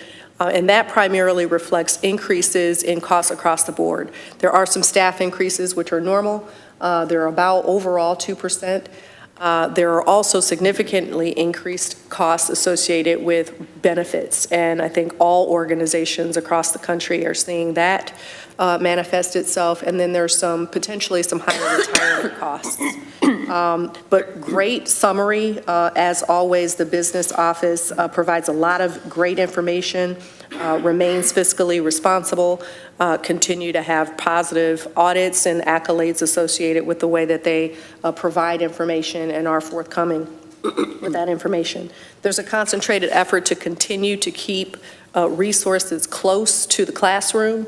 And so that will be a future topic of discussion by the Finance Committee. We've asked to have more conversation around our budget and specifically want to have some conversations around staff compensation. We want to make sure that we remain competitive and draw and attract and retain quality staff as we continue to do. We want to understand supports for student learning, including tutoring, interventionalists, and so forth and so on. I'm hearing also from the board that we're interested in other focus areas, including special programming, innovations, updates to curriculum, virtual programming, and so forth and so on. I was really happy to see that this is the fourth year. Next year, we didn't get into next year's budget, but we're sort of forecasting potentially the fourth year of growth in our district, which I think is something to be celebrated. I'm really happy to see that. All in all, it was a very good report, and I won't steal the business office's thunder, but they've done a lot of work in this area, and so wanted to commend them on that. We also talked about an operating millage, which is another matter that will come up for discussion today, but essentially the operating millage, both the homestead and the non-homestead, will expire after 2025, which is our fiscal year 25-26 school year, which is next school year. That means that we have to have our operating millage approved by April 2026 in order to levy taxes for the 26-27 school year. The operating millages provide about $50 million to our school in the form of property taxes. These are property taxes that are the foundation, that are part of the foundational allowance, and not having these operating millages in effect would cause us to lose $50 million. This is not a new tax. This is just a renewal of the current operating millage that we have, and so the proposal is to get that on the ballot this year in November. We'll have that conversation today so that we don't have to worry about it in the future. There was one other matter that came up subsequent to our meeting around Chromebook purchases, and so the Finance Committee received notice that the district would like to put this on the agenda, despite the fact that the Finance Committee had not reviewed it, but for very good reason. If we wait, then the district will not have the Chromebooks in place in time for summer school, and so we don't want that. And so I think that's pretty routine and standard, and as a group, we can have that conversation today, so that will also be part of discussion items. In the future, we will talk through the budget priorities for the next year. We will talk about also the potential for, or just thinking through how we're going to finance future updates to our facilities. So we are winding down the bond from 2018, 19, and 20, and finishing up renovations across the district, but we still need to be thinking about the future, right? And so how are we going to continue to maintain a good standard for our schools, for facilities, and so forth and so on? So we're thinking about ways to do that, potentially with new bonds or sinking funds for some time in the future, so that 5-10 years from now, we're not in a position where, we're in disrepair. So that ends the Finance and Facilities meeting update or notes. Thank you. Thank you so much for that thorough report. Next, we move on to discussion items. First up, the 2024-25 waste pickup services bid. I see Mr. Barker is making his way to the podium. Talk to us a little bit about the waste pickup services bid. Good evening, board members and Dr. Delgado. Real quickly, and Ms. Weems, I thank you for explaining what we had to go through at the very end of the tail end of the season here with waste management. Our current bid actually expired, and there was an auto renewal that we had to cancel about 6 months ago, actually in advance, because it's written in the contract if we'd auto renew. We didn't want to do that because we knew there was escalation in costs. It's pretty volatile right now in terms of cost for waste pickup, as you know. So we decided to put a formal bid out, which is why it's coming before the board. We were lucky to get it to purchasing. They were very nice in getting this out for bid at the end of May. We got bids back. We got 4 bids back, actually, which was good for us, and they're the 4 biggest companies in the area. So we were pretty happy with that, but we're more happy with the fact that Waste Management, who's our current provider, is going to be the one selected with your approval. Waste Management actually kept their costs in line with what they're currently charging the district, which is almost unheard of. So we're seeing a 1% increase, which again is not very likely. We didn't expect that. The other companies came in bids quite a bit higher. I think the next closest bid was $9,000 more a year. The highest bid was actually about $40,000 more a year. So by doing this, we're going to save quite a bit of money. Also, it's coming to the board because we're actually asking to approve possible multi-year agreements with Waste Management. Again, 1% per year. So for the district, we did our due diligence. They served us well. For us, it means no disruption in service. So all the cans that are out there currently will remain in place. They're doing a good job. They rarely miss a pickup. So we're pretty happy. So we don't see any issues with this. It's a pretty standard bid. We met with the company afterwards and did our due diligence, and they basically are saying they're providing the same service, same quality of service, no change in drivers, that kind of thing. So for us, it was like a no-brainer. So that's why we're bringing this to the board. Any questions? It's pretty standard bid for waste management services. Any questions? So did you say that we're not going to do an auto renewal? I mean, We are not. So the new contract with Waste Management got rid of that auto renewal. They know that. So when we signed the contract with a purchase agreement with them, there's no auto renewal. The district doesn't like that. It doesn't serve our purpose, quite honestly. It's usually written into a contract, sort of like small language at the end, and then they can increase prices kind of at their whim. So we decided to try to get rid of those as much as we can, those auto renewals. so it's just a year-to-year contract? Correct. It's actually a one-year contract. We have the right to renew it, not them. So we would say, yes, we want to renew with you, or put another bid out if we chose to do that. But at 1%, why would we do that? We're not going to get a better price next year. Do we have to put bids out every year, or can we renew them? I mean, We do this not. year. This is a service, actually. We do not have to put a formal bid out for a service contract under a certain dollar amount. But because we saw the auto renewal, we were worried about cost escalating for waste pickup services, we decided to put a formal bid out. And it served us well, actually. All right, but in the future, if we're pleased with them, we won't have to bid it? For 3 more years, actually, yeah. Ms. Smith? Could you speak up just a little bit? Oh, okay, I'm sorry. No, I was just asking, it's not an auto renewal, and I was just asking if we had to put out for bidding every year. Ms. Smith? So since we don't have to rebid or anything, is this a price freeze? I'm starting to be frugal here. My name should become Ms. Weems. But does this price freeze, or is it a possibility that the price will go up No, they can't renegotiate. So if we Okay, agree to good. this, basically they've signed an agreement, or they will sign an agreement saying 1% per year for the next 2 years beyond the contract. Okay. So, yeah, we're set. Okay, thank you. Thank you so much. Next, we have the central office building conversion bid pack 13. So real quick, and thank the board for letting us pursue this endeavor in terms of looking at what the cost would be and the options for central office. We didn't really want to demolish that building. We talked about this before, where it's really zoned residential. It's 1.8 acres. It's really not worth much. Nobody would probably buy it. There's a retaining wall that can't be disturbed, quite honestly. So this was like the best opportunity for us. So what I will say before I turn it over to Scott Smith from Plant Moran and Aaron Phillips from McCarthy and Smith is that by doing what we're doing, we're basically getting a building that is 21,000 square feet of storage. We don't have to demolish anything. It's still going to look quite, it'll look nicer than it does now when we fix it up, new entrances. But the interesting part is to build a building half the size of this building is $3 million. What you're going to hear tonight is that the cost came at 90% less than that. So really, from our standpoint, it's like, why wouldn't you do this? It's serving the district. The building remains. It'll be functional. We didn't expect the bids to come in as they did, but we're pretty pleased with the way they did. So with that said, I'll turn it over to Scott Smith, Plant Moran, and he can go through the details. Thank you and good evening. Yes, this was, I think, has been a very successful project on a lot of different levels.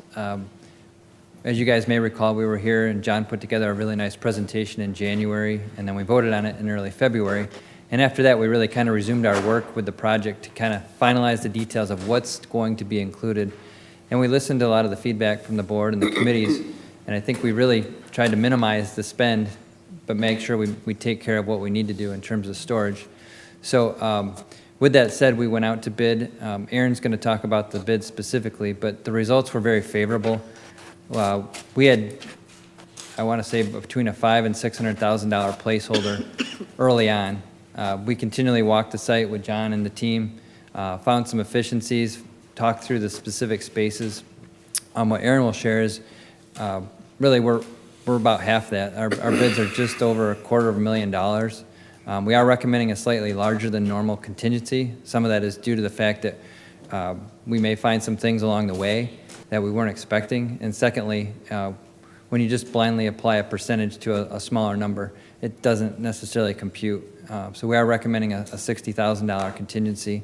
But with that said, we're right on budget. We had set aside $300,000. This is money that will come out of the owner's contingency for the bond. And so won't affect any other buildings and any plans for any other buildings at this time. With that, I'll turn it over to Aaron to share more details about the bid. Thank you. Good evening. So the numbers, we had a great bid turnout.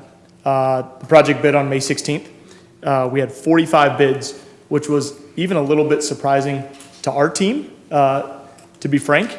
But we like having a lot of bidders. That translates into really competitive numbers. So the bid range stemmed from about $216,000 up to a little over $508,000. We had a couple bidders that needed to withdraw their bid due to mistakes, the apparent low bidders. That went to the number 2 bidders. And again, that's flushed out during post-bid interviews, similar to the waste management post-bid that John referred to in the previous presentation. Post-bids are very, very key to make sure that contractors have understood the correct scope, understood what they bid, and have a good understanding of the projected project. So, having said that, the total award recommendation is for $251,850 tonight, or for discussion rather, and open up for any questions. Yes, Ms. Thank you for being thorough. And like you always do, you always cross your T's and dot your I's. And that's why I appreciate working with Plant Moran. Thank you so much. Ms. Heinrich? Yeah, one of the things that I think John Barth pointed out is at the building, it's like you're not gutting the building and you're working with all the walls and the spaces that are in there to provide storage space for each school. So, I mean, it seems like it's sad to see like the building being converted, but I'm excited for the new space that central office is moving into. And I just really want to compliment you on, not trying to, not trying to like go overboard and trying to work within the constraints of the building and make the building work with the minimal expenses. Yes, so that being said, what I appreciate that being said, what we did, we talked about efficiencies, and when we went to the building and looked at the spaces that are currently there, a lot of those interior walls did not need to be removed. They actually made demarcation for all the storage that's going to go from the different buildings, and that'll be decided later. However, by doing that, we could also put money toward other things. So the loading dock downstairs is going to get retrofitted. It'll be like a newer loading dock. And also, the doorway entrances at the top will be redone, so it makes it, in and out is a lot easier. So we were able to remove some of the things that we thought would be a detriment to the building. Actually, it worked for us. And it's going to help in terms of that building looking the way it does now, but it'll actually look nicer on the outside because you got new entrances.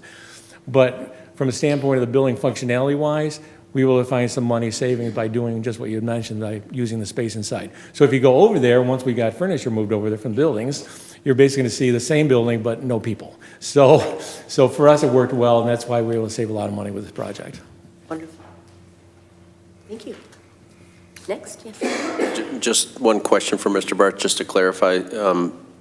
Our understanding is that we're currently using several trailers for storage, and I assume that'll be done.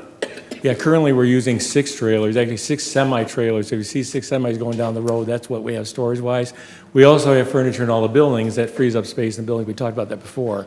So when we do this process and we're going to inventory everything, gives an opportunity to do that, you'll see some of the stuff being perhaps sold that we can sell off. Some of the stuff will be reused in the buildings. Some of the stuff will be obviously put in a storage facility. It's going to make us much more efficient for the district. So. Thank you.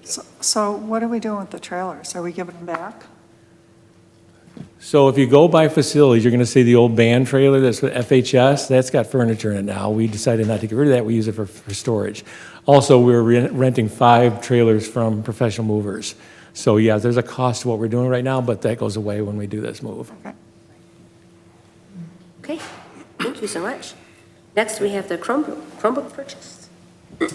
Yes, and this is the item that Ms. Weems referenced that we asked to be brought to both discussion and action tonight for time sensitivity purposes for our English language learners summer school. So we have Wes Prescott to talk to us about Chromebooks.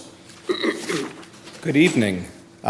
So the proposal before you is to purchase Chromebooks for the summer program, as well as replacing the loaner Chromebooks that we currently have in each of our buildings. So the summer program utilizes about 250 Chromebooks each summer to run that program. That program starts in the next couple weeks. So we'd like to be able to get these in, get them deployed, so that students have them to be able to use for the start of summer school.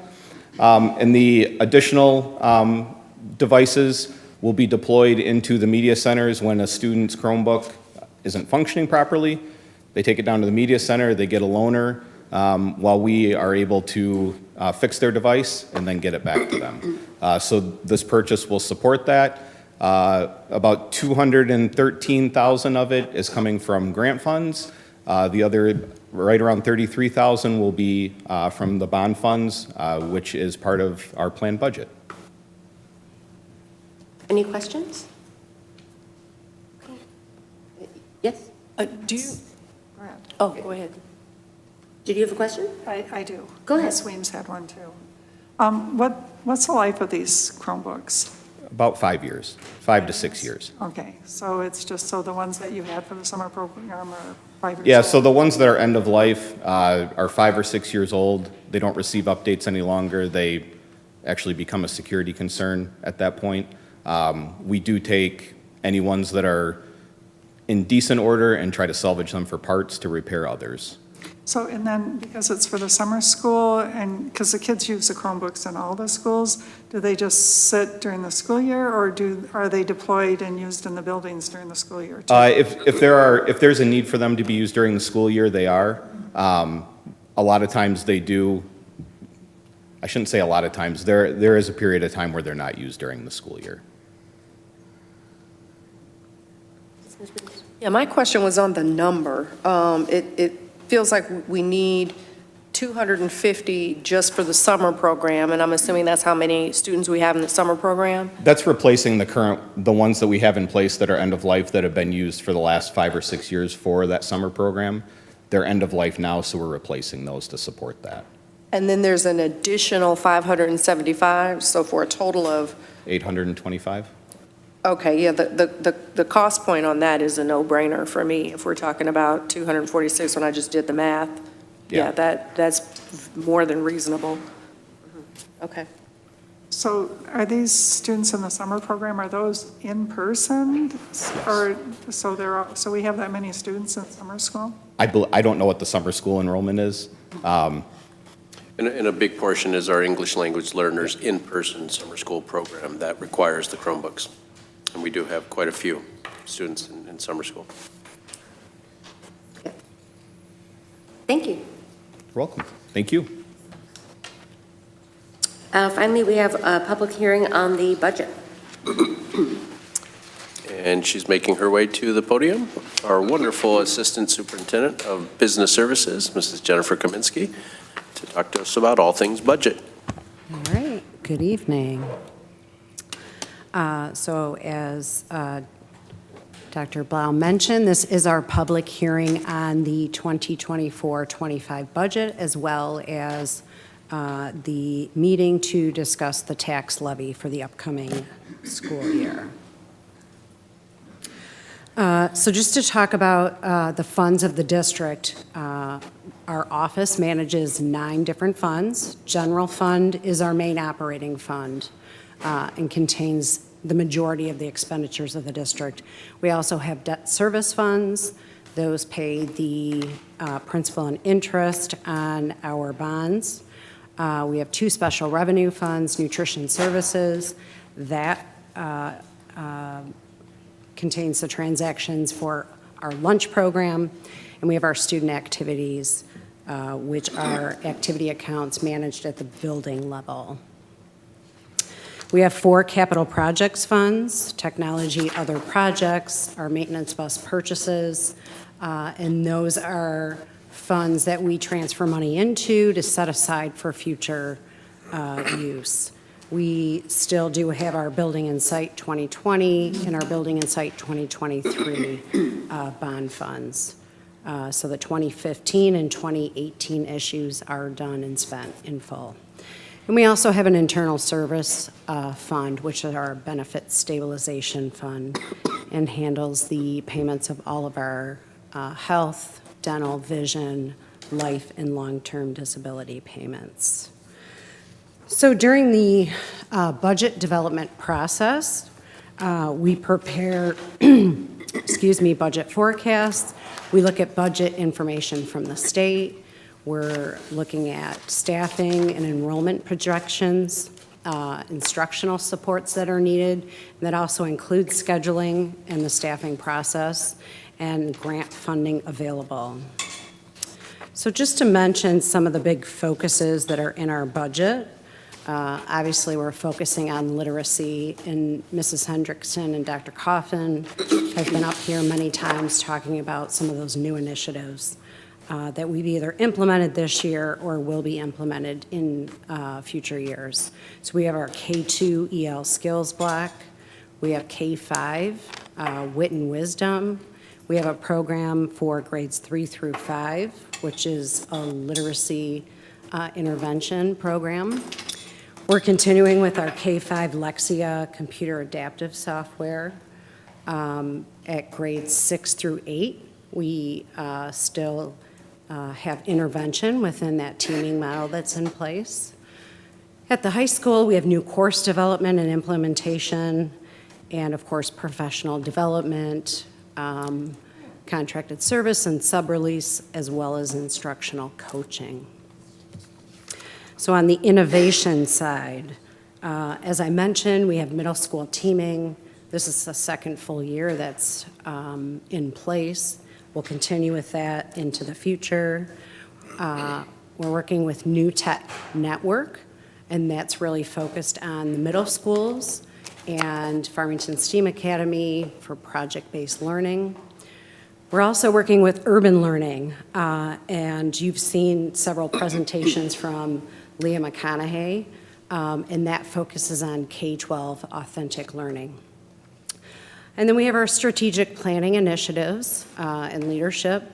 So we're part of Future of Learning Council, and then some innovation conferences, and ASU and GSV is one of those. So our budget information and audit reports, anything budget is contained on our website. The easiest way to get to this information is to click on this button, which is in the upper right corner of the website when you first get on. And it does contain 5 years of past budget information as well as this year's budget book. So just to provide some historical data on foundation allowance increases, some of the years where we actually had other significant decreases have started to fall off. So as you can see, we received some small increases in the last 10 years, and then obviously the last 2 years we received some significant foundation allowance increases, and this year we're projecting to receive about $200 per pupil.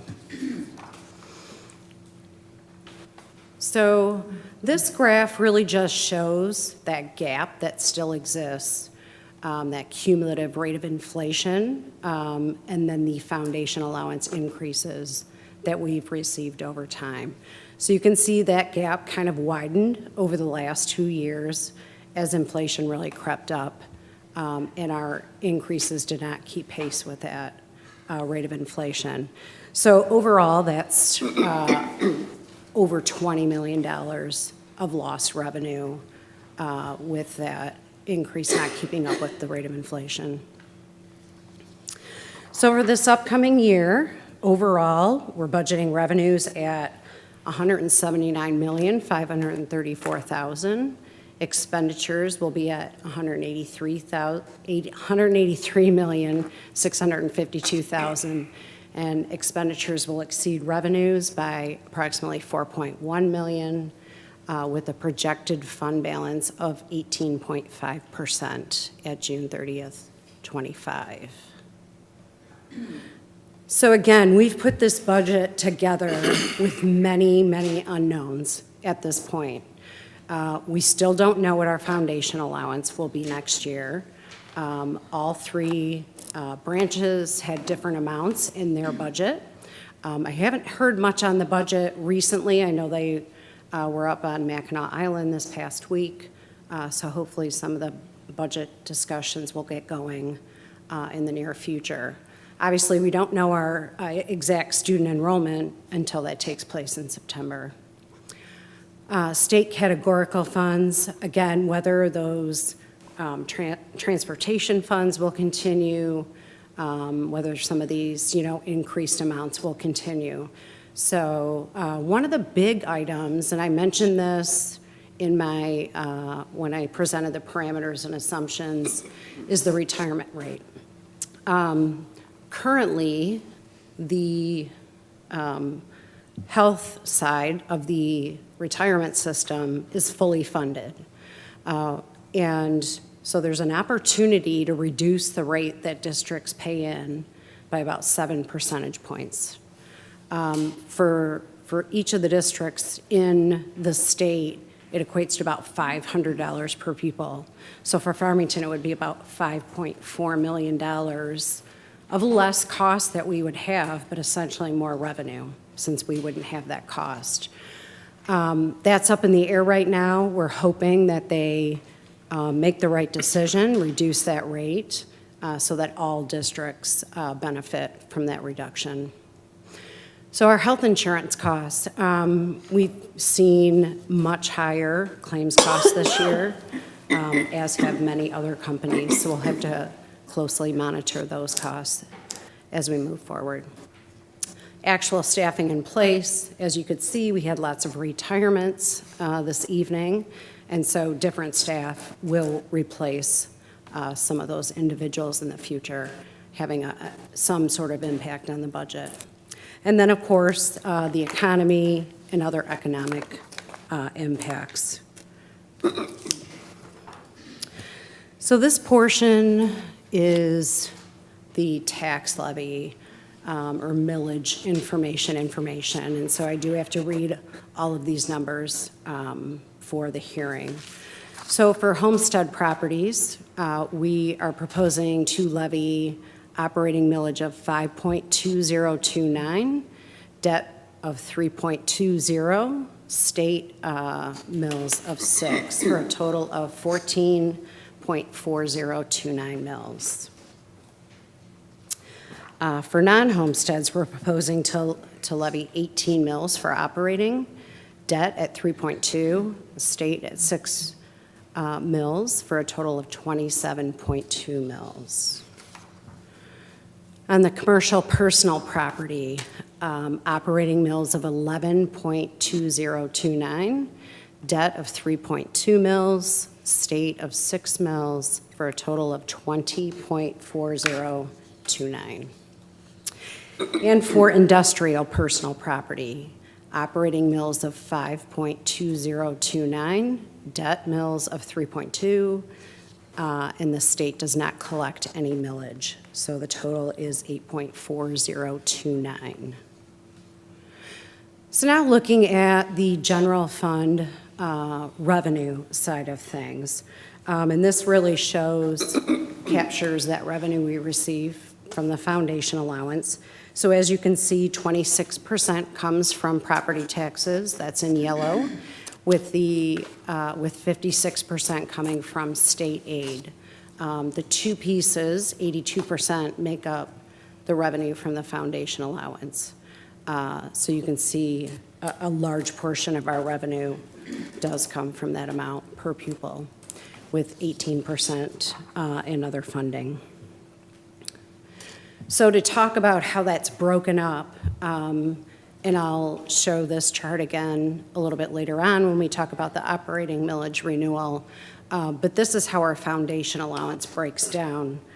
So again, homestead taxes, we collect $1,876 per pupil, just over $3,400 for non-homestead. So over $5,200 per pupil comes from property taxes, with the remaining $6,406 coming from the state.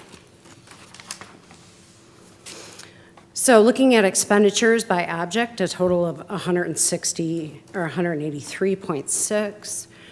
You can see the two largest pieces, 48% of salaries, 34% on employee benefits. Those two amounts make up about 82%. The other larger pieces, 11% for purchase services. That would be items such as contracted custodial, repairs, license fees for software, and water and sewer. 5% is supplies and other, and that would be things like textbooks, teaching supplies, or electricity and natural gas.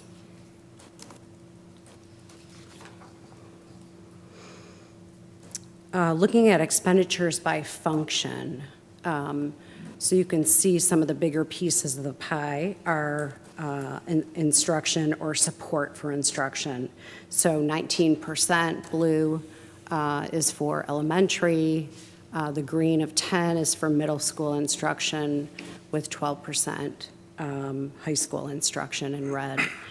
So 18% is other instruction. Again, that would be special education, voc ed, other items that are focused on direct instruction. So a total of about 59% on direct classroom instruction. Pupil and staff services are all those support services, social work, psychologists, medical, speech and language, those things that directly benefit students. And support services, those items that, transport students, provide the maintenance for the district, things of that nature. So just as we near the end of our COVID funding, and we've presented this chart before, you can see this was the last major year, the current year, 23-24, of COVID funding. And so you can see 2025 in the right corner, essentially nothing is left. We do have about $500,000 that will be spent over the summer and by September 30th for both ESSER 3 and those 11T funds. So also contained within that budget book that's on our website, and I'm referring to this document, is taxable value information, tax levy information, our bond amortization schedule. We also have 3-year forecast for all of the funds of the district, our actual and projected enrollment, staffing by function, and points of pride. So just kind of looking ahead and looking at where we need to, focus on, we did do a 3-year projection through 27-28. Our fund balance is currently in line with the board's target policy, 10 to 15%. It's actually just below 15 in that last year. The thing with forecasts is right now we don't even know what our actual budgets should be for next year. So to take that forecast and go 3 years out is even more difficult. And so right now they're really just tools for us to consider things that might occur as we move forward. We know some of our expenditure trends, but it really will help us, shape future budgets. So we'll continue that focus on innovation, strategic planning, and federal funds as they come up. So again, other funds in the district are debt, special revenue, capital projects funds, and that internal service benefit stabilization fund. So just to highlight a few things, in our 2023-24 second amendment, we've revised our local revenue amounts for property taxes, our Medicaid fee-for-service revenue, and rental revenue. All were a little bit lower. We revised state revenue for categorical and grant funding, and so that state funding was higher in this case. Federal grants, again, as those are updated throughout the year or we receive the award, we will budget for them. We increased our sub-cost budget to reflect costs to date, really. Purchase services and supplies were decreased. And again, some things were decreased in the current year because we knew we couldn't spend those dollars by June 30th, and they may be reallocated into next year's budget. I know there were some instructional items where that occurred. So they weren't spent this year. We decreased this year's budget, but next year we will be spending those dollars. And then other known adjustments to date. I just want to thank Kim Pinchek, Carla Swanson, and Julie Langdon for their help with this budget. And I can answer any questions you might have. Any questions? Thank you so much. I don't have a question, but again, I just wanted to commend you and your team for, all the work that's involved in pulling this together. And I also want to commend you also for thinking ahead. I really appreciate how we're able to see the impact of the budget, not only in this year, but in future years, and how you're always thinking about how we're managing our finances, especially in light of situations that are going on in other districts across the state. I appreciate, our focus on fiscal responsibility and our fund balance. And I appreciate that we're drawing funding down as we expected that we would. over time, but that we still have this 3 to 4 year outlook. So thank you for that, and I'm feeling comfortable. Thank you. Okay. No other questions? Okay, I'm going to go back to, because I believe I have the next topic, the operating millage renewal. So again, I just want to start off with this chart because this is what this operating millage renewal is essentially for. So as I mentioned, the green and yellow pieces of this pie come from property taxes. So the yellow piece comes from levying on our residential taxpayers, our homeowners, and the green piece comes from businesses and non-homesteader, second homes. So the state assumes that we levy 18 mills or whatever we can from our taxpayers and then provide the balance of that foundation allowance from the state. So if we don't have those two property tax amounts, then we would not receive the full foundation allowance. We would essentially lose, I believe it's $5,278. We would only collect that 6406. And so that's about anywhere from $49 to $50 million. So just to kind of explain that a little bit. And then I'm just going to put, oh, that's not it. Oh, no, that's not it. Here it is. Sorry about that. Okay, so we're asking the board to approve a resolution, and this is actually the ballot language that would show up on the November 2024 ballot, essentially asking for voters to approve for us to levy our operating millage. And so we had our previous authorization that began in 2015. And if you've been in this community for the last 10 years, we have come to the voters twice to ask for a Headley override. And that's when we have to roll back our tax rate and are collecting less than that 18 mills, which again, the state does not make up. So it's important for us to levy that full 18 mills. And so the voters have graciously approved those overrides, provided us with some additional millage as a cushion so that if we had future rollbacks, we would still be able to levy that 18 mills. And so this ballot language essentially asks for, and again, we asked for 18 mills. When we went for an override, we asked for an additional mill, and we went through that additional mill, and I had to ask for additional just to get back up to the 18. So for our non-homestead operating millage, we're asking for approval of 21 mills. Again, we cannot levy more than 18 mills. That is really just to absorb any rollback so we can levy the full 18 mills. Our hold harmless or homestead operating millage, the authorization has been high enough since it was originally put in place. And some of the rollbacks that we've had haven't impacted what we've been able to levy. We're currently levying only 5.2 mills, or that's what we're projecting for this upcoming year.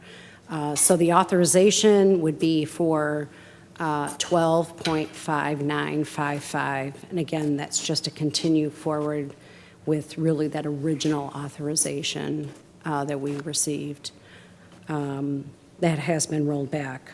And again, this provides approximately $49 million of revenue, so that property tax piece of the foundation allowance. And we'd be asking for the same period of time that we did this past time, which is 10 years. I can answer any questions anyone might have. So this is just a renewal of what we're already collecting? Correct. It will expire after the 2025 tax year, which is our 25-26 fiscal year.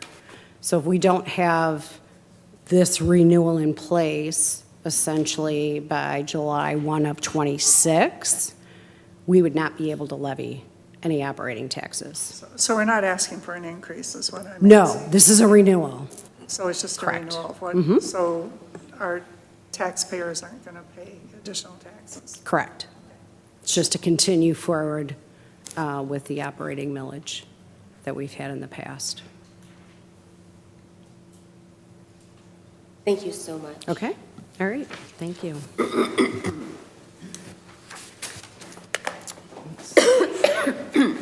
Next, we are moving on to public comment. The public comment cards they were on the back counter there. If you would like to speak for public comment, please fill out one of these cards and put it in the little ceramic aqua dish right over here at the end of our board table. During the public comment portion of our meeting, members of the community are welcome to address the board. Each community member will have up to 3 minutes to speak. A timer on the screen will display the 3-minute countdown for each speaker during public comment. Thank you for honoring this guideline.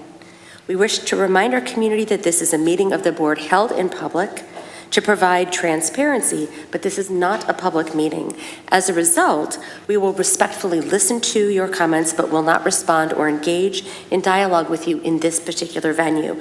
However, please be assured that we are listening closely to every comment, and that a member of the Board of Education and/or our Superintendent, Dr. Delgado, would be happy to speak with you after tonight's meeting to set up a time to engage in dialogue together and further address your concerns.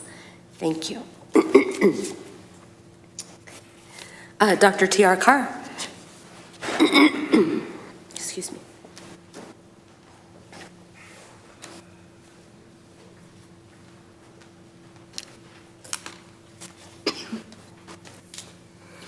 Thank you. My name is T.R. Carr. I'm a resident of Farmington Public Schools. I want to thank the Board of Education for their service and for the time that they spend serving the public.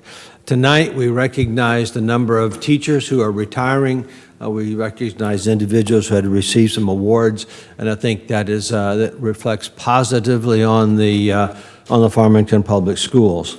I've also been privileged to serve on 4 different teacher-initiated committees by the Farmington Public Schools, and I've been able to watch and observe teachers in their commitment to quality education and trying to serve the students and the residents of our district.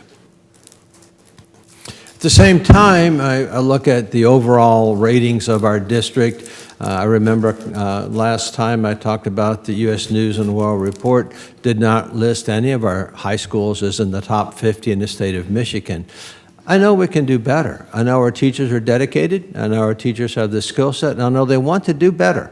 I'm not sure exactly how we can move forward, but I believe there's some policies and some programs that really can be implemented, especially in the area of literacy, especially in the area of mathematical computations. So I just think it's a challenge for the school board. I think it's a challenge for our educational association to really move the district forward to really be all that it can be for the residents.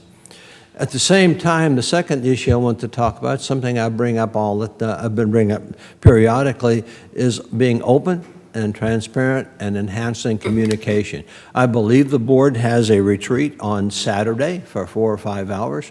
I would ask that the board televise that, hold the meetings in this room so that we could watch it, or so that we could, if we can't watch it live, that we could look at it at a later date. You will be discussing a number of issues that are really significant for the future of our district, and I'd like to hear it. At the same time, there are a number of other things that are going on that would preclude people from attending. I know that there will be a seminar on human trafficking at CARES in the city of Farmington Hills, and I'd like to attend that one. I'd like to come here. So there's I really think it'd be really critical for the board to videotape your retreat so that we can see exactly what's going on. I just wanted to say that the board does a lot of really hard work, but it can be really show us, the residents, what you're doing so that we can understand and we can appreciate and be able to support this district in a way that it merits in the future. Thank you. Thank you, Dr. Carr. Next, we have a Jay Hubbard. Power Middle is violating students' civil rights as stated. Section 504 of the Rehabilitation Act, refusal to adhere to designated communication methods and provide evidence. Section 504 in Title II of ADA for failure to accommodate communication preferences. Section 504 for lack of transparency and accountability. Section 504 in Title II of ADA for failure to provide reasonable accommodations when removing a student from class without modifying the 504 plan. Section 504 NIDEA for denial of educational opportunity by not providing instruction for a week and a half. An audit can reveal how both Power Middle School principals target and marginalize students, resulting in silent suffering from unfair and inequitable treatment. Should the trauma bill be sent to the district or to the principals for payment? As recent as yesterday, both principals still ignore my multiple email requests at Power Middle School to answer my questions and provide evidence. Their silence says who will check them and they will do what they want as they have no accountability. I have evidence, AKA receipts, to show a willful disregard, a pattern of behavior, and misconduct. And it's not just for my family, but advocating for the families and the other children that are going to come in those doors of Power Middle School. As is written, fire and brimstone awaits those who mistreat children, and hopefully the principals will be held accountable for their actions. And Dr. Delgado, I do thank you for offering to meet with me, as well as Dr. Cotton, and hopefully we have a healthy resolve. I know school will be out, but again, there's other families coming through those doors, and they really do deserve better. Thank you. Thank you. Mr. Bill Leboway?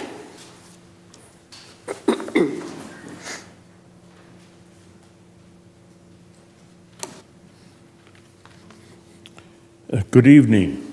I've put a handout on the table. It's the same handout I had in your packet last week, and I'm going to ask the same question again. We have somewhere between 1,000 and 3,000 students who read below grade level, and this years-long condition particularly affects two groups of students, low income and African American students. That's not equity.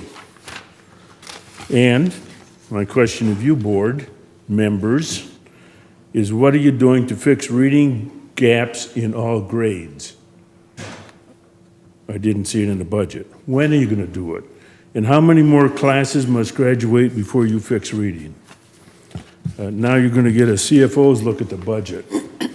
The budget revision for this current year, you picked up $15 million of additional revenue, and you managed to pump up salaries and fringes by $15 million, and somehow added more money to your fund balance, which now is $10 million, over your 15%. And next year's budget has a loss of $4 million. Why? I didn't hear a good reason for that anyplace. I have a suspicion. We proposed an education plan including board motions to improve Farmington education. These included using the excess fund balance to remediate reading. The board bullies said the motions would not be seconded and in any event wouldn't be discussed. So they budgeted 4 years and $10 million of losses to burn off the excess funds. There's still no reading plan. You have losses of $10 million over the next 4 years just to get rid of that money and not to spend it on the kids. Good, I have some time.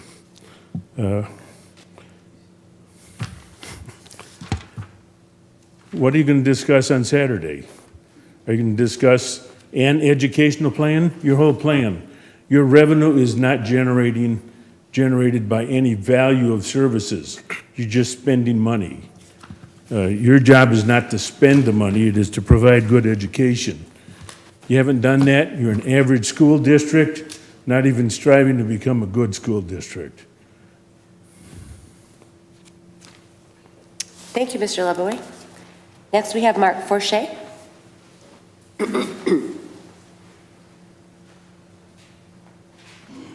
Hello.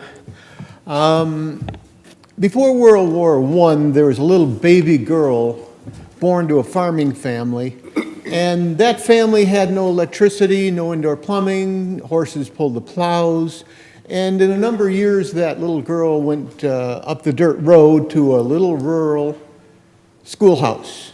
And I've seen the books. The books were challenging, and yet she learned, and when she was finished with her lesson, she listened to the next grade, so it would reinforce what she would learn when she was in that grade. And she did very well and learned a lot. She emigrated to America, got married, and when her children would bring their homework back, her children were amazed at just how much she learned. She never went to high school, and what she didn't know, bang, to the library. And that's the way she was. And her sisters were all the same. They were all bright. They didn't go to high school. And in addition to the things, the various subjects they taught, all of them had very bright minds, great character, great heart, great faith, and virtue. And that's the foundation for a lot of that. She had a good family. The foundation for a lot of that was that little rural schoolhouse, teaching little kids things. And in that era, many people just lived in rural areas. And so a lot of people went to those rural schoolhouses. And now I know all the responses, well, things have changed, things are different, and I understand all that. But when I looked at the vast and costly superstructure of the Farmington schools, I just have to ask, is it all completely necessary? Is it? No. We don't need this much stuff and money. And so I think that little rural schoolroom could still teach us lessons today, and one of them is there's genius in simplicity. Thank you. Thank you, Mr. Forche. Next, Kelly Goldberg.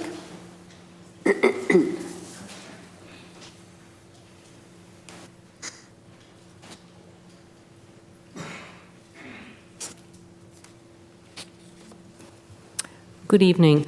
Before I begin, I was surprised to see that you did not have a public comment period for the budget hearing, which is supposed to be its own hearing. And I checked the Open Meetings Act and the Michigan Legislature on budget hearings. You're supposed to have a separate budget, a separate budget hearing that is a public hearing covered by the Open Meetings Act, and with that is the right for a person to address your body on the subject of the budget. So I hope that next year you'll afford that, because years back you did have 2 public comment periods just for regular meetings. So I'm sure if Mr. Rich were here, he might have moved to amend the agenda to reflect that. Anyway, I wanted to get up here and congratulate a very special teacher in our lives, Ms. Krista Newcomb, who has retired from teaching Japanese at North Farmington High School. We had the privilege for 9 years of having Ms. Newcomb as a teacher. I had 3 separate kids go through her classes for 4 years, and she had a profound and positive impact, not only on my children, but on all of her students. She's a gifted teacher. She reaches all children, all students, regardless of their ability, their style of learning, their personalities, whether they're, really outgoing or really shy. And I hope that whoever follows in her footsteps is as inspiring and kind and compassionate as she is. And she's also a terrific parent. She inspired me as a mom. She has, I think, 3 active boys who've all, achieved stellar things. And I don't know she must have like a time turner or something, because her days are fuller than almost anyone I know. So I think she didn't show up to some of the congratulatory activities because she had one son flying in and another one doing something. But she imbued my kids with a love of Japanese culture, and I just hope that whoever follows her will continue to, inspire and help her students become, or their students become, citizens of the world. Being able to speak and think in another language, even if you only do it for 1 year, just opens so many doors and opportunities. And we're just really, really grateful for having had Miss Newcomb for as long as we did. Thank you. Thank you, Ms. Goldberg. Next, we have Ms. Rebecca Monticello.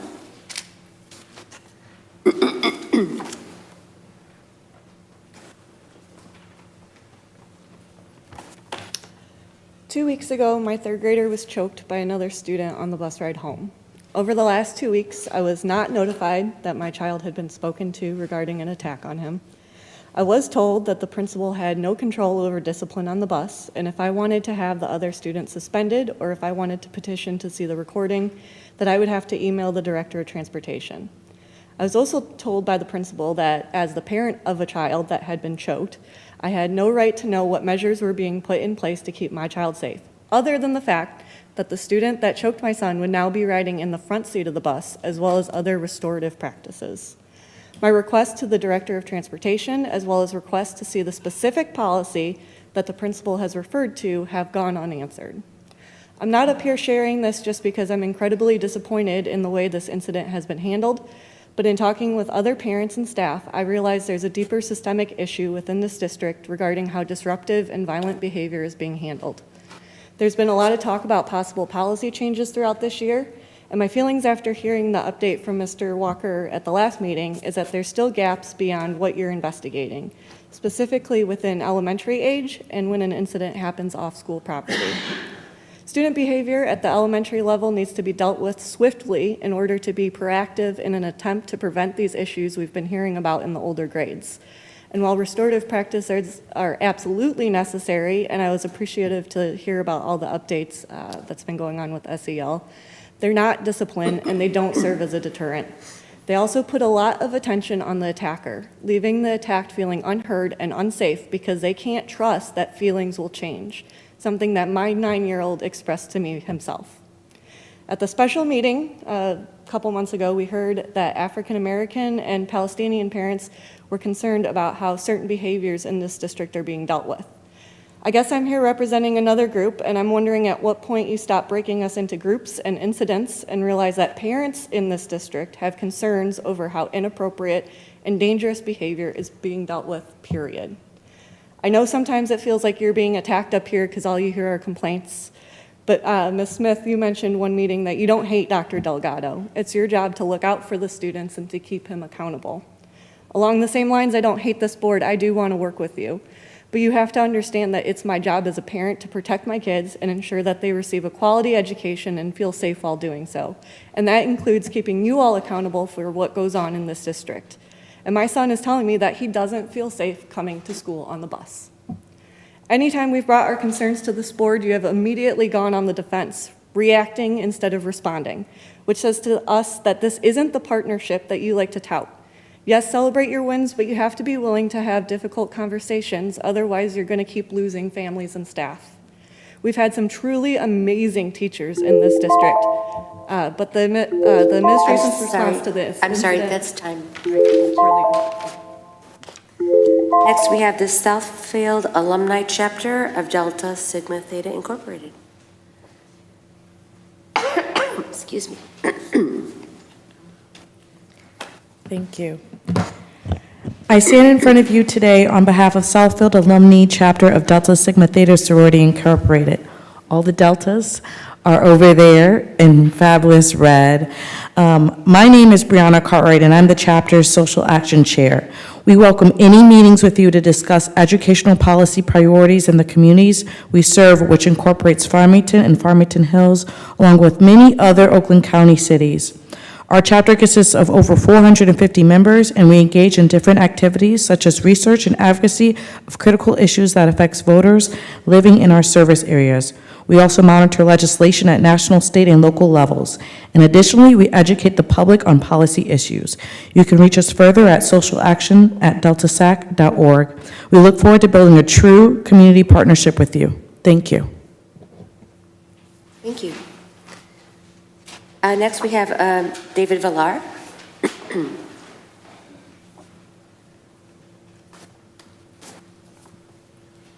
All right. Hello, everyone. I wanted to, first of all, give my feedback on the parent surveys, which I found to be helpful. I think we need to just build on that.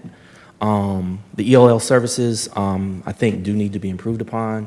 My son also had to deal with a few instances of being bullied, and it seems pretty clear to me that the challenges of balancing those concerns with the parents that want their students or their children to feel safe and the cohesion of the student body is something that needs to be addressed, but it's going to have to be addressed on a deeper, more fundamental level. I want to also address what I feel is an insensitive presentation of a lack of effort by the presenter to, I guess, do their due diligence before presenting what I feel to be a toxic and unhelpful resource, and that would be Dr. Carol Swain. I was already familiar with Dr. Carol Swain's work, and I do not recommend that you ever utilize her as a resource for any kind of guidance. As I said, her content is toxic. I'll give you some highlights, or I guess lowlights. She has been at least supported by what's called the Conservative Citizens Councils, and I'm not sure if you're familiar with those over the past few generations. They are a bigoted and prejudiced group over the past 70, 80 years that supported segregation. Her adversity to diversity, the title speaks for itself, and finding nuance within her book to somehow justify that position is beyond the pale for me. In one of the videos that she did, she justified how Southern factions that supported segregation had magically changed during the 1968 presidential election, where the president, or sorry, the one running for president for the Republican Party had voted against the Civil Rights Act. So that one voted against the Civil Rights Act. That one got all these votes from Southern constituents, and her excuse was the reason why that the Southern constituents switched parties from Democrat to Republicans was because they changed their views on race. Well, even Reagan admitted that the parties had changed their views on civil rights. So I'm not okay with that, and I think that among other things, she's accused BLM of being an absolute Marxist organization. The DEI is affirmative action on steroids. These are her comments. And I think that her attitude is more about appeasing white supremacy. We don't need to do that. Thank you. Is there any further public comment?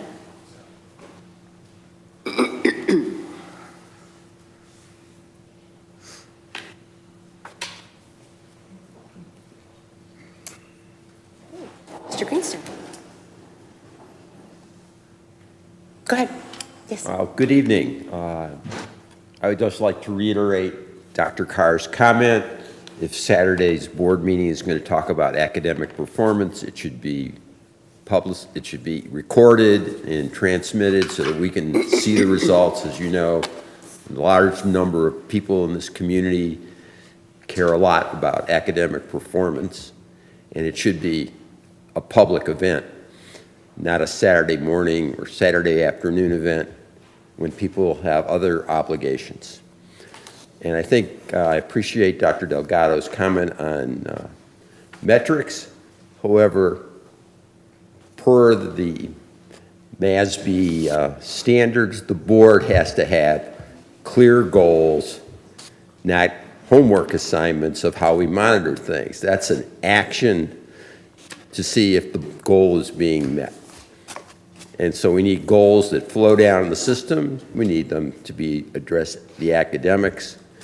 And I'm a broken record on that subject. So thank you very much and have a good day. Thank you. Is there any further public comment? Seeing no further public comment is now closed. Moving on to action items. Yes, Mr. Walker. Excuse me. I move that the Board of Education approve the bid award for the large area AV project as outlined in the May 14, 2024 memo from Plant Moran to Sound Planning in the amount of $817,191.14 plus an $82,000 contingency for a total of $899,191.14. Funds to come from the Capital Projects Building and Site 2020 Fund. Support. Yes, motion by Mr. Walker. And was it you, Ms. Smith, who supported? Okay. Yes, any discussion?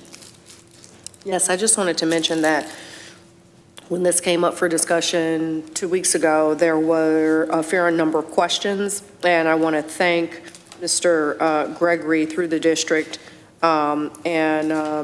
for answering those questions regarding the types of upgrades that the buildings would be receiving, as well as to the history of what improvements have been made in both the high school and the middle school. I think I had actually raised that we had done some improvements in the past leveraging bond funds, and so I was really interested in making sure that I understood at least what we were doing and what was different about that, given that we've already made those expenditures. And I was reminded that those renovations were back in 2016, so that was 8 years ago.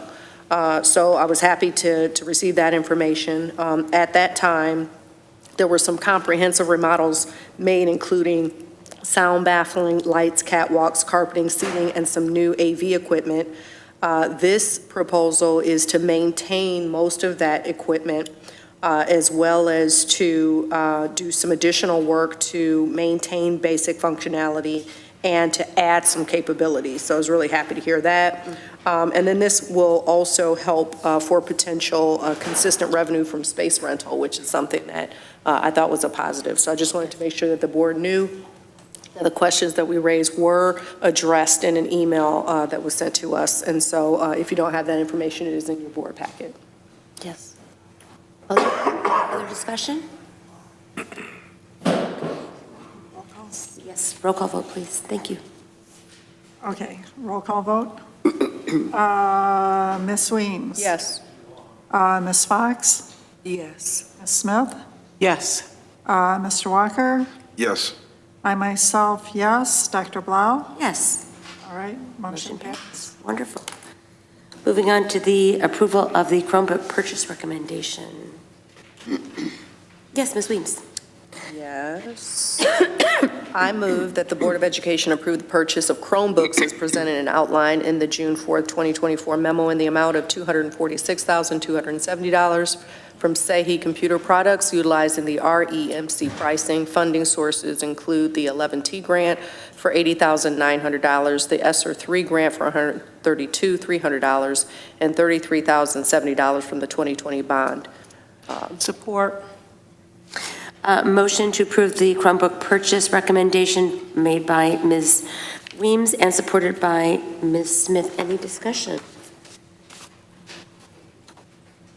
Okay, seeing none, could we go to a roll call vote, please? Yes. Ms. Fox? Yes. Ms. Smith?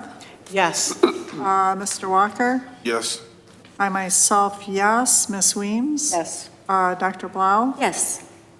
Motion carried. Wonderful. Thank you. Moving on to our consent agenda. Yes, Ms. Weems. I move that the Board of Education approve the consent agenda, which includes the approval of minutes from the May 21st, 2024 regular meeting and the May 28th Finance and Facilities Committee meeting. Support. Motion to approve the consent agenda made by Ms. Weems, supported by Ms. Smith. Is there any discussion? Seeing none, let's go ahead and Voice vote. yeah, voice vote. All in favor? Yes. Aye. Aye. Opposed? Abstentions? It's okay. Okay, we're good. We got it. It's late. It's late. And, yeah, any reports from board representatives? Yes. Yeah, I want to report on the Oakland County School Board election. That was quite the learning experience because we had a resolution that we had to modify last meeting and we got through all that. And then there was a little glitch in getting the resolution submitted, so Farmington was not able to vote at the meeting. But the good news is our candidates that we supported were elected. So Mark Katz and Carol Finkelstein were elected to the Oakland Schools Board of Education. Wonderful. Thank you. Any other reports from board representatives? Seeing none, our meeting is adjourned. Thank you, colleagues.